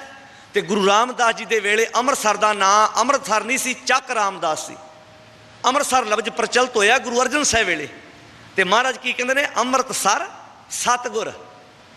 ਅੰਮ੍ਰਿਤ ਦਾ ਸਰੋਵਰ ਸਤਿਗੁਰੂ ਹੈ। ਸਤਵਾਦੀ ਜਿਤ ਨਹਾਤੇ ਕਊਆ ਹੰਸ ਹੋਵੇ, ਜਿੱਤੇ ਕਾਂ ਵੀ ਨਹਾ ਲੈ ਤੇ ਹੰਸ ਬਣ ਜਾਂਦਾ। ਕਾਂ ਮਾੜੀ ਬਿਰਤੀ, ਹੰਸ ਚੰਗੀ ਬਿਰਤੀ। ਭਾਈ ਮੇਰੂ ਜੀ ਆਏ, ਰਾਤ ਪ੍ਰਸ਼ਾਦਾ ਛਕਿਆ, ਜਾ ਕੇ ਵਿਸ਼ਰਾਮ ਕੀਤਾ, ਪ੍ਰਵਚਨ ਸੁਣੇ, ਦਿਨ ਚੜ੍ਹਿਆ, ਕੀਰਤਨ ਹੋਇਆ। ਮਹਾਰਾਜ ਨੇ ਸ਼ੁਭ ਵਿਚਾਰਾਂ ਕੀਤੀਆਂ, ਬਾਣੀ ਦੀਆਂ ਵਡਮੁੱਲੀਆਂ ਵਿਚਾਰਾਂ ਸੁਣਾਈਆਂ। ਵਿਚਾਰਾਂ 'ਚ ਇਹ ਗੱਲਾਂ ਚੱਲੀਆਂ ਕਿ ਭਾਈ ਸੱਚੀ ਸੁੱਚੀ ਕਿਰਤ ਕਰਨੀ ਚਾਹੀਦੀ ਹੈ, ਬੱਚਿਆਂ ਨੂੰ ਪਰਿਵਾਰ ਨੂੰ ਪਾਲਣ ਲਈ ਨੇਕ ਕਮਾਈ ਚਾਹੀਦੀ ਹੈ, 2 ਨੰਬਰ ਦੀ ਕਮਾਈ ਨਹੀਂ ਚਾਹੀਦੀ। ਮੇਰੂ ਦੇ ਤੀਰ ਵੱਜਣ ਹਿੱਕ 'ਤੇ ਜਾ ਕੇ, ਤੀਰ ਵੱਜਣ ਵੀ ਇਹ ਕੀ? ਇਹ ਸਾਰੀਆਂ ਗੱਲਾਂ ਮਹਾਰਾਜ ਮੇਰੀਆਂ ਹੀ ਕਰੀ ਜਾਂਦੇ ਨੇ, ਮੈਂ ਤਾਂ ਸਾਰਾ ਹੀ ਕੰਮ ਉਲਟ ਕਰਦਾ ਬਾਣੀ ਤੋਂ। ਸੁਣਦੇ ਤੇ ਆਪਾਂ ਸਾਰੇ ਹਾਂ, ਪਰ ਮੇਰੂ ਵਰਗਾ ਅਸਰ ਕਿਸੇ ਕਿਸੇ ਤੇ ਹੁੰਦਾ ਹੈ। ਭਾਈ ਮੇਰੂ ਜੀ ਸੁਣਦੇ ਗਏ, ਸੁਣਦੇ ਗਏ, ਸੁਣਦੇ ਗਏ। ਜਦੋਂ ਘਰ ਗਏ ਨਾ, ਘਰ ਜਾ ਕੇ ਆਪਣੀ ਪਤਨੀ ਨੂੰ ਕਹਿੰਦੇ, ਭਾਗਾਂ ਵਾਲੀਏ, ਜਿਹੜੀ ਮੱਝ ਦਾ ਆਪਾਂ 2-3 ਮਹੀਨੇ ਦੁੱਧ ਪੀਤਾ ਹੈ ਨਾ, ਅਸਲ ਦੇ ਵਿੱਚ ਇਹ ਮੱਝ ਮੈਂ ਮੁੱਲ ਨਹੀਂ ਸੀ ਲਿਆਂਦੀ, ਚੋਰੀ ਕਰਕੇ ਲਿਆਂਦੀ ਸੀ। ਤੁਹਾਨੂੰ ਮੈਂ ਘਰ ਆਣ ਕੇ ਝੂਠ ਬੋਲਿਆ ਸੀ ਕਿ ਮੱਝ ਦੇ ਪੈਸੇ ਆਪਾਂ ਦੇ ਦੇਵਾਂਗੇ, ਅਸਲ 'ਚ ਹੈ ਹੀ ਚੋਰੀ ਦੀ। ਹੁਣ ਮੈਂ ਤੁਹਾਡੇ ਨਾਲ ਇੱਕ ਸਲਾਹ ਕਰਨ ਲੱਗਾ। ਕੋਈ ਜਾਗ ਜਾਏ, ਚੋਰੀ ਦੀ ਵਸਤੂ, ਗੱਡੀਆਂ ਚੋਰੀ ਕਰਕੇ ਵੇਚੀਆਂ ਜਾਂਦੀਆਂ ਨੇ, ਟਰੱਕ ਚੋਰੀ ਕਰਕੇ ਵੇਚੇ ਜਾਂਦੇ ਨੇ, ਗਲਤ ਨੰਬਰ ਪਲੇਟਾਂ ਲਾ ਕੇ ਮਾਲ ਵੇਚਿਆ ਜਾਂਦਾ। ਬੜੇ ਲੋਕ ਹੈਗੇ ਨੇ, ਬਿਲਡਿੰਗਾਂ ਗਲਤ ਬਣਾ ਕੇ ਵੇਚੀਆਂ ਜਾਂਦੀਆਂ ਨੇ। ਪਰ ਮੇਰੂ ਵਰਗਾ ਅਸਰ ਕਿਸੇ ਕਿਸੇ ਤੇ। ਭਾਈ ਮੇਰੂ ਜੀ ਪਤਨੀ ਨੂੰ ਕਹਿਣ ਲੱਗੇ, ਪਤਨੀ ਬੜੀ ਨੇਕ ਸੀ, ਮੈਂ ਸਮਝ, ਜੇ ਤੇ ਪਤਨੀ ਅੱਜ ਵਰਗੀਆਂ ਸਾਡੀਆਂ ਭੈਣਾਂ ਵਰਗੀ ਹੁੰਦੀ ਵੀ ਨਾ, ਮੈਂ ਇੰਨੇ ਸੂਟ ਕਿੱਥੋਂ ਲਿਆਉਂਗੀ, ਜੇ ਆਪਾਂ ਮੱਝ ਹੀ ਵਾਪਸ ਘੱਲ ਦਿੱਤੀ। ਐਡਾ ਟੀਵੀ ਜਿਹੜਾ ਜੇ ਤੇ ਆਪਾਂ ਫੋਟੋਆਂ ਵੇਨੇ, ਕਿੱਦਾਂ ਗੱਲ ਬਣੂਗੀ? ਬਹੁਤ ਘਰਾਂ 'ਚ ਪਤੀ ਇਮਾਨਦਾਰ ਹੁੰਦੇ ਆ, ਪਤਨੀ ਕਹਿੰਦੀ ਛੱਡ ਪਰਾਂ, ਤੁਸੀਂ ਇਮਾਨਦਾਰੀ ਦਾ ਠੇਕਾ ਲਿਆ, ਥੋੜ੍ਹਾ ਬਹੁਤਾ ਤੁਸੀਂ ਵੀ ਉੱਤੋਂ ਲਾ ਲਿਆ ਕਰੋ ਮਲਾਈ। ਤੇ ਕਈਆਂ ਘਰਾਂ 'ਚ ਪਤਨੀਆਂ ਇਮਾਨਦਾਰ ਹੁੰਦੀਆਂ ਨੇ ਤੇ ਪਤੀ ਘਪਲੇ ਕਰਦੇ ਨੇ। ਇਹ ਜ਼ਰੂਰੀ ਨਹੀਂ ਵੀ ਦੋਵਾਂ ਵਿੱਚੋਂ ਇੱਕ ਸਹੀ ਹੋਵੇ, ਕਈਆਂ ਘਰਾਂ 'ਚ ਦੋਵੇਂ ਸਹੀ ਹੁੰਦੇ ਨੇ। ਤੇ ਜਿੱਥੇ ਦੋਵੇਂ ਇੱਕੋ ਜਿਹੇ ਹੋ ਜਾਣ, ਉਸ ਘਰ ਦਾ ਫਿਰ ਰੱਬ ਹੀ ਰਾਖਾ। ਉਸ ਘਰ ਵਿੱਚ ਫਿਰ ਕੀ ਵਾਪਰਦਾ ਹੈ, ਕਿਤੇ ਫਿਰ ਵਿਚਾਰ ਕਰਾਂਗੇ। ਜਿਹੜੀ ਸਤਿਗੁਰ ਨੇ ਗੱਲ ਕਹੀ ਸੀ ਵੀ ਸੀਲ ਧਰਮ ਸੁੱਚ ਪੰਨੀ, ਖਾਣਾ ਖਾਜ ਆਹਾਜ ਰੰਨਾ ਹੋਈਆਂ ਬੋਧੀਆਂ, ਪੁਰਸ਼ ਹੋਏ ਸਯਾਦ, ਸੀਲ ਸੰਜਮ ਸੁੱਚ ਪੰਨੀ, ਖਾਣਾ ਖਾਜ। ਜਿੱਥੇ ਦੋਵੇਂ ਕਰਪਟ ਰਲ ਜਾਣ ਤੇ ਫਿਰ ਭਾਈ ਗੁਰਦਾਸ ਨੂੰ ਕਹਿਣਾ ਪੈਂਦਾ ਹੈ, ਇਸਤਰੀ ਪੁਰਖੇ ਦਾਮ ਹਿੱਤ, ਭਾਵੇਂ ਆਏ ਕਿੱਥਾਂ ਹੋ ਜਾਈ। ਇਸਤਰੀ ਨੇ ਪੁਰਖ ਨੂੰ ਨਹੀਂ ਪੁੱਛਣਾ, ਪੁਰਖ ਨੇ ਇਸਤਰੀ ਨੂੰ ਨਹੀਂ ਪੁੱਛਣਾ। ਪੈਸੇ ਚਾਹੀਦੇ ਜਿੱਥੋਂ ਮਰਜ਼ੀ ਲਿਆਓ, ਜਿੱਥੋਂ ਮਰਜ਼ੀ ਲਿਆਓ। ਪੈਸਿਆਂ ਦਾ ਮਤਲਬ ਹੈ, ਪਿਆਰ ਹੀ ਪੈਸਿਆਂ ਨਾਲ ਹੈ। ਭਾਈ ਮੇਰੂ ਦੀ ਪਤਨੀ ਬੜੀ ਨੇਕ ਹੈ। ਪਤਨੀ ਨੂੰ ਕਹਿਣ ਲੱਗਾ, ਭਾਗਾਂ ਵਾਲੀਏ, ਆਪਾਂ ਹੁਣੇ ਮੱਝ ਵਾਪਸ ਦੇ ਆਉਣੀ ਹੈ ਜਿੱਥੋਂ ਮੈਂ ਚੋਰੀ ਕਰਕੇ ਲਿਆਇਆ। ਐਵੇਂ ਨਹੀਂ ਦੇ ਕੇ ਆਉਣੀ, ਨਾਲ ਪੈਸੇ ਦੇ ਕੇ ਆਉਣੇ। ਜਿੰਨਾ ਦੁੱਧ ਆਪਾਂ ਇਹਦਾ ਵੇਚਿਆ, ਇਹ ਪੈਸੇ ਦਾ ਹਿਸਾਬ ਲਾਉਣਾ ਹੈ ਨਾਲ। ਸਾਰਾ ਪਰਿਵਾਰ ਸਹਿਮਤ ਹੋ ਗਿਆ। ਕਾਸ਼ ਗੁਰੂ ਕਿਆ ਸਿੱਖਾ, ਕਿਤੇ ਵਿਚਾਰਾਂ ਸੁਣਦਿਆਂ, ਕੀਰਤਨ ਸੁਣਦਿਆਂ, ਕੀਰਤਨ ਦਰਬਾਰ ਸੁਣਦਿਆਂ, ਪਾਠ ਸੁਣਦਿਆਂ ਲਿਆਂਦੀ ਹੋਈ ਕਿਸੇ ਦੀ ਚੋਰੀ ਦੀ ਚੀਜ਼ ਵਾਪਸ ਦੇਣ ਚਲਾ ਜਾਏ। ਉਹ ਭਲਿਆ, ਤੂੰ ਹੀ ਰੱਬ ਦਾ ਰੂਪ ਹੈ। ਤੈਨੂੰ ਵੇਖ ਕੇ ਕਹਿ ਦੇਣਾ ਕਿਸੇ ਨੇ, ਸਾਰੇ ਗੁਣ ਰੱਬ ਵਾਲੇ ਆ ਗਏ ਇਹਦੇ 'ਚ। ਮੇਰੂ ਦਾ ਪਰਿਵਾਰ ਸਹਿਮਤ ਹੋ ਗਿਆ। ਭਾਈ ਮੇਰੂ ਦੀ ਪਤਨੀ ਨੇ ਵੀ ਸਹਿਮਤੀ ਦੇ ਦਿੱਤੀ। ਪਰਿਵਾਰ ਨੇ ਕਿਹਾ, ਠੀਕ, ਸਹਿਮਤ ਹਾਂ। ਜਦੋਂ ਮੱਝ ਜਿਨ੍ਹਾਂ ਘਰੋਂ ਚੋਰੀ ਕਰਕੇ ਲਿਆਂਦੀ ਸੀ ਉਹਨਾਂ ਘਰ ਖੜੀ ਨਾ, ਸਾਰੇ ਪਰਿਵਾਰ ਨੂੰ ਚਾਅ ਚੜ੍ਹ ਗਿਆ, ਮੱਝ ਤੇ ਸਾਡੀ। ਅੰਦਰੋਂ ਬਜ਼ੁਰਗ ਨਿਕਲਿਆ, ਕਹਿੰਦੇ ਸਾਡੀ ਮੱਝ ਚੋਰੀ ਕੀਤੀ ਵਾਪਸ ਕਿਵੇਂ ਆ ਗਈ? ਚੋਰ ਤਾਂ ਕਦੀ ਵਾਪਸ ਲੈ ਕੇ ਨਹੀਂ ਆਉਂਦੇ। ਮੇਰੂ ਕਹਿਣ ਲੱਗਾ ਜੀ ਮੈਂ ਚੋਰੀ ਕੀਤੀ ਸੀ। ਕਹਿੰਦੇ ਵਾਪਸ ਕਿਉਂ ਦੇਣ ਆ ਗਿਆ? ਕਹਿੰਦਾ ਗੁਰੂ ਐਸੇ ਦਾ ਸੰਗ ਕੀਤਾ ਜਿਹਨੇ ਆਖਿਆ ਚੋਰੀ ਦੀਆਂ ਚੀਜ਼ਾਂ ਕਰਕੇ ਪਰਿਵਾਰ ਨਹੀਂ ਪਲਦੇ। ਵਾਹ ਵਾਹ, ਇਹਨੂੰ ਕਹਿੰਦੇ ਕਾਗੋਂ ਇਹ ਕਾਂ ਹੰਸ ਬਿਰਤੀ ਵਾਲਾ ਬਣ ਗਿਆ। ਅੰਮ੍ਰਿਤਸਰ ਸਤਿਗੁਰ ਸਤਵਾਦੀ, ਜਿਤ ਨਾਤੇ ਕਊਆ ਹੰਸ ਹੋ ਹੈ। ਇਹ ਤੇ ਕਈ ਪਾਠ ਸੁਣ ਲੈ, ਕਈ ਰਾਗੀ ਕੀਰਤਨ ਕਰਦੇ ਚੜ੍ਹਾਈ ਕਰ ਗਏ, ਕਈ ਪ੍ਰਚਾਰਕ ਪੂਰੇ ਹੋ ਗਏ, ਪਰ ਠੱਗੀਆਂ ਨਹੀਂ ਛੱਡ ਸਕੇ, ਬੇਈਮਾਨੀਆਂ ਨਹੀਂ ਤਿਆਗ ਸਕੇ। ਕਾਸ਼ ਗੁਰੂ ਕਿਆ ਸਿੱਖਾ ਤੇਰੇ ਅੰਦਰ ਭਾਈ ਮੇਰੂ ਵਾਲੀ ਬਿਰਤੀ ਆ ਜਾਏ, ਤੇਰੇ ਅੰਦਰ ਭਾਈ ਮੇਰੂ ਵਾਲਾ ਸੁਭਾਅ ਆ ਜਾਏ। ਬਜ਼ੁਰਗ ਨੇ ਪੁੱਛਿਆ ਵਾਪਸ ਕਿਉਂ ਆਇਆ? ਕਹਿੰਦਾ ਗੁਰੂ ਦੀ ਸੰਗਤ ਕੀਤੀ। ਮੇਰੂ ਦੀ ਅੱਖਾਂ 'ਚ ਪਾਣੀ ਆ ਗਿਆ, ਅੱਖਾਂ ਸਿਮ ਆਈਆਂ। ਬਜ਼ੁਰਗ ਨੇ ਪੈਰਾਂ 'ਤੇ ਜਾ ਕੇ ਸੀਸ ਝੁਕਾਇਆ ਮੇਰੂ ਨੇ। ਬਾਪੂ ਮੈਂ ਮਾਫੀ ਮੰਗਦਾ, ਤੁਸੀਂ ਆਪਣੇ ਬੱਚਿਆਂ ਨੂੰ ਦੁੱਧ ਪਿਆਉਣ ਲਈ ਮੱਝ ਲਿਆਂਦੀ ਹੋਏਗੀ, ਮੇਰੀ ਬੜੇ ਦਿਨਾਂ ਦੀ ਤਾੜ ਸੀ ਕਿ ਮੱਝ ਮੈਂ ਘਰ ਖੜਨੀ ਹੈ। ਇਹ 2-2.5 ਮਹੀਨੇ ਤੁਹਾਡੇ ਬੱਚਿਆਂ ਨੇ ਪਤਾ ਨਹੀਂ ਕਿੱਦਾਂ ਗੁਜ਼ਾਰਾ ਕੀਤਾ ਹੋਣਾ, ਬਾਪੂ ਖਿਮਾ ਕਰੀ। ਮੇਰੂ ਨੂੰ ਬਾਹਾਂ ਤੋਂ ਫੜ ਕੇ, ਡੌਲਿਆਂ ਤੋਂ ਫੜ ਕੇ ਬਜ਼ੁਰਗ ਨੇ ਛਾਤੀ ਨਾਲ ਲਾਇਆ, ਮੱਥਾ ਚੁੰਮੇ। ਹਾਂ ਸਵੇਰ ਦਾ ਭੁੱਲਿਆ ਕੋਈ ਸ਼ਾਮਾਂ ਨੂੰ ਘਰ ਆ ਜਾਏ ਤੇ ਉਹਨੂੰ ਕੋਈ ਭੁੱਲਿਆ ਨਹੀਂ ਕਹਿੰਦੇ। ਨਾਲ ਥੈਲੀ ਫੜਾਈ ਕੁਝ ਪੈਸਿਆਂ ਦੀ। ਬਾਪੂ ਆਹ ਪੈਸੇ ਉਹ ਨੇ ਜਿਹੜਾ ਮੈਂ ਦੁੱਧ ਵੇਚਿਆ ਹੈ। ਕਹਿੰਦਾ ਪੁੱਤਰ ਮੇਰੂ, ਹੋ ਸਕਦਾ ਮੰਦ ਕਰਮੀ ਤੇ ਮੈਂ ਵੀ ਤੇਰੇ ਵਰਗਾ ਹੀ ਹੋਵਾਂ, ਪਰ ਮੈਨੂੰ ਇੱਕ ਵਾਰ ਉਸ ਗੁਰੂ ਕੋ ਲੈ ਜਾ ਜਿਹੜੇ ਗੁਰੂ ਨੇ ਤੇਰਾ ਜੀਵਨ ਤਬਦੀਲ ਕੀਤਾ ਹੈ। ਇਹਨੂੰ ਕਹਿੰਦੇ ਨੇ ਸਿੱਖ ਤੁਰਦਾ ਫਿਰਦਾ ਗੁਰਦੁਆਰਾ ਹੈ। ਸਿੱਖ ਤੁਰਦਾ ਫਿਰਦਾ ਗੁਰਦੁਆਰਾ ਹੈ। ਇਹ ਹੈ ਜੀਵਨ ਦੀ ਜੁਗਤ ਜਿਹੜੀ ਗੁਰੂ ਕੋਲੋਂ ਪ੍ਰਾਪਤ ਹੁੰਦੀ ਹੈ। ਮੇਰੂ ਦੇ ਜੀਵਨ ਤੋਂ ਪ੍ਰਭਾਵਿਤ ਹੋ ਕੇ ਜਿਨ੍ਹਾਂ ਘਰ ਮੱਝ ਚੋਰੀ ਕਰਨ ਗਿਆ ਸੀ, ਬਾਪੂ ਵੀ ਗੁਰੂ ਦੀ ਸਿੱਖੀ ਨਾਲ ਜੁੜ ਗਿਆ। ਅੱਜ ਸਿੱਖਾ ਸੋਚੀ ਜ਼ਰੂਰ, ਤੇਰੇ ਵੱਲ ਵੇਖ ਕੇ ਤੇਰੇ ਬੱਚੇ ਸਿੱਖ ਕਿਉਂ ਨਹੀਂ ਬਣ ਰਹੇ? ਤੇਰੇ ਵੱਲ ਵੇਖ ਕੇ ਤੇਰੇ ਪੋਤਰੇ ਕਿਉਂ ਨਹੀਂ ਸਿੱਖ ਬਣ ਰਹੇ? ਸੋਚੀ ਜ਼ਰੂਰ ਇਸ ਸਵਾਲ ਨੂੰ। ਹੋ ਸਕਦਾ ਸਵਾਲ ਤੈਨੂੰ ਪਰੇਸ਼ਾਨ ਜ਼ਰੂਰ ਕਰੇ। ਸਤਿਗੁਰੂ ਜੀ ਬਖਸ਼ਿਸ਼ ਕਰਦੇ ਹਨ। ਇਹ ਜਗਤ ਮਮਤਾ ਮੁਆ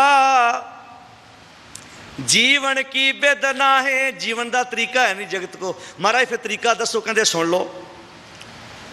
ਗੁਰ ਕੈ ਭਾਣੈ ਜੋ ਚੱਲੈ। ਭਾਈ ਮੇਰੂ ਦੀ ਤਰ੍ਹਾਂ ਗੁਰੂ ਦੇ ਭਾਣੇ 'ਚ ਚੱਲ, ਗੁਰੂ ਜੀ ਮਰਜ਼ੀ ਦੇ ਮੁਤਾਬਕ ਚੱਲ। ਗੁਰ ਕੈ ਭਾਣੈ ਜੋ ਚੱਲੈ ਤਾਂ ਜੀਵਨ ਪਦਵੀ ਪਾਹੇ। ਜੀਵਨ ਦੀ ਪਦਵੀ ਗੁਰੂ ਦਿੰਦਾ ਹੈ। ਜੀਵਨ ਪ੍ਰਾਪਤ ਹੋ ਜਾਣਾ ਹੋਰ ਚੀਜ਼ ਹੈ, ਪਰ ਜੀਵਨ ਦੀ ਅਸਲੀ ਪਦਵੀ ਗੁਰੂ ਕੋਲੋਂ ਪ੍ਰਾਪਤ ਹੁੰਦੀ ਹੈ। ਜੀਵਨ ਮਿਲ ਗਿਆ ਪਰ ਜੀਵਨ ਦੀ ਪਦਵੀ ਗੁਰੂ ਬਖਸ਼ਿਸ਼ ਕਰੇਗਾ। ਜਿਨ੍ਹਾਂ ਨੂੰ ਜੀਵਨ ਗੁਰੂ ਕੋਲੋਂ ਮਿਲ ਗਿਆ ਫਿਰ ਉਹ ਕੀ ਕਰਦੇ ਨੇ? ਓਏ ਸਦਾ ਸਦਾ ਜਨ ਜੀਵਤੇ। ਉਹ ਜਨ ਸਦਾ ਜਿਉਂਦੇ ਰਹਿੰਦੇ ਨੇ, ਗੁਣਾ ਕਰਕੇ, ਚੰਗੇ ਸੁਭਾਅ ਕਰਕੇ ਜਿਉਂਦੇ ਨੇ। ਓਏ ਸਦਾ ਸਦਾ ਜਨ ਜੀਵਤੇ ਜੋ ਹਰ ਚਰਨੀ ਚਿਤ ਲਾਏ। ਜਿਹੜੇ ਹਰੀ ਦੇ ਚਰਨਾਂ ਨਾਲ ਚਿੱਤ ਜੋੜ ਲੈਂਦੇ ਨੇ ਉਹ ਆਤਮਕ ਮੌਤ ਤੇ ਮਰਦੇ ਨਹੀਂ। ਆਤਮਕ ਤੌਰ ਤੇ ਕਦੀ ਵੀ ਉਹਨਾਂ ਦੀ ਮੌਤ ਨਹੀਂ ਹੁੰਦੀ, ਸਦਾ ਜਿਉਂਦੇ ਨੇ, ਕਿਉਂਕਿ ਉਹਨਾਂ ਨੂੰ ਮੌਤ ਦਾ ਸਮਝ ਆ ਜਾਂਦੀ ਹੈ। ਸ਼ਬਦ ਮਰੋ ਫਿਰ ਜੀਵੋ ਸਦ ਹੀ ਤਾਂ ਫਿਰ ਮਰਨ ਨਾ ਹੋਈ। ਸ਼ਬਦ ਨਾਲ ਆਪਣੇ ਅੰਦਰੋਂ ਬੁਰੀਆਂ ਆਦਤਾਂ ਮਰ ਲਈਆਂ, ਫਿਰ ਸਰੀਰਕ ਮੌਤ ਦੀ ਪਰਵਾਹ ਹੀ ਨਹੀਂ ਕਰਦੇ ਹੋ। ਤੇ ਸਤਿਗੁਰੂ ਜੀ ਸ਼ਲੋਕ ਦੇ ਅਖੀਰ ਵਿੱਚ ਕਹਿੰਦੇ ਨੇ, ਨਾਨਕ ਨਦਰੀ ਮਨ ਵਸੈ ਗੁਰਮੁਖ ਸਹਿਜ ਸਮਾਹੇ। ਹੈ ਨਾਨਕ, ਜਿਹੜੇ ਗੁਰੂ ਦੇ ਗਿਆਨ ਦੁਆਰਾ ਜ਼ਿੰਦਗੀ ਜਿਉਣੀ ਸਿੱਖ ਲੈਂਦੇ ਨੇ ਉਹ ਰੱਬ ਦੀ ਨਜ਼ਰ ਦੇ ਪਾਤਰ ਬਣ ਜਾਂਦੇ ਨੇ। ਤੇ ਗੁਰਮੁਖ ਸਹਿਜ ਸਮਾਹੇ, ਉਹ ਸਹਿਜ ਅਵਸਥਾ ਵਿੱਚ ਸਮਾ ਜਾਂਦੇ ਨੇ, ਅਡੋਲ ਅਵਸਥਾ ਵਿੱਚ ਸਮਾ ਜਾਂਦੇ ਨੇ। ਕਦੀ ਡੋਲਦੇ ਨਹੀਂ, ਕਦੀ ਥੜਕਦੇ ਨਹੀਂ, ਜ਼ਿੰਦਗੀ ਜਿਉਂਦੇ ਹਨ ਜੀਵਨ ਦੀ ਪਦਵੀ ਪ੍ਰਾਪਤ ਕਰਕੇ। ਇਹ ਸ਼ਲੋਕ ਗੁਰੂ ਅਮਰਦਾਸ ਮਹਾਰਾਜ ਤਿੰਨਾਂ ਦੀ ਰਸਨਾ ਤੋਂ ਉਚਾਰਨ ਕੀਤਾ ਹੋਇਆ ਸੀ। ਅਗਲੇਰੇ ਸ਼ਲੋਕ ਦੀ ਵਿਚਾਰ ਕੱਲ੍ਹ ਦੇ ਦੀਵਾਨ ਵਿੱਚ ਸਾਂਝੀ ਕਰਾਂਗੇ। ਭੁੱਲਾਂ ਚੁੱਕਾਂ ਮਾਫ, ਗੱਜ ਕੇ ਬੁਲਾਓ ਫਤਿਹ ਆਖੋ ਜੀ। ਵਾਹਿਗੁਰੂ ਜੀ ਕਾ ਖਾਲਸਾ, ਵਾਹਿਗੁਰੂ ਜੀ ਕੀ ਫਤਿਹ।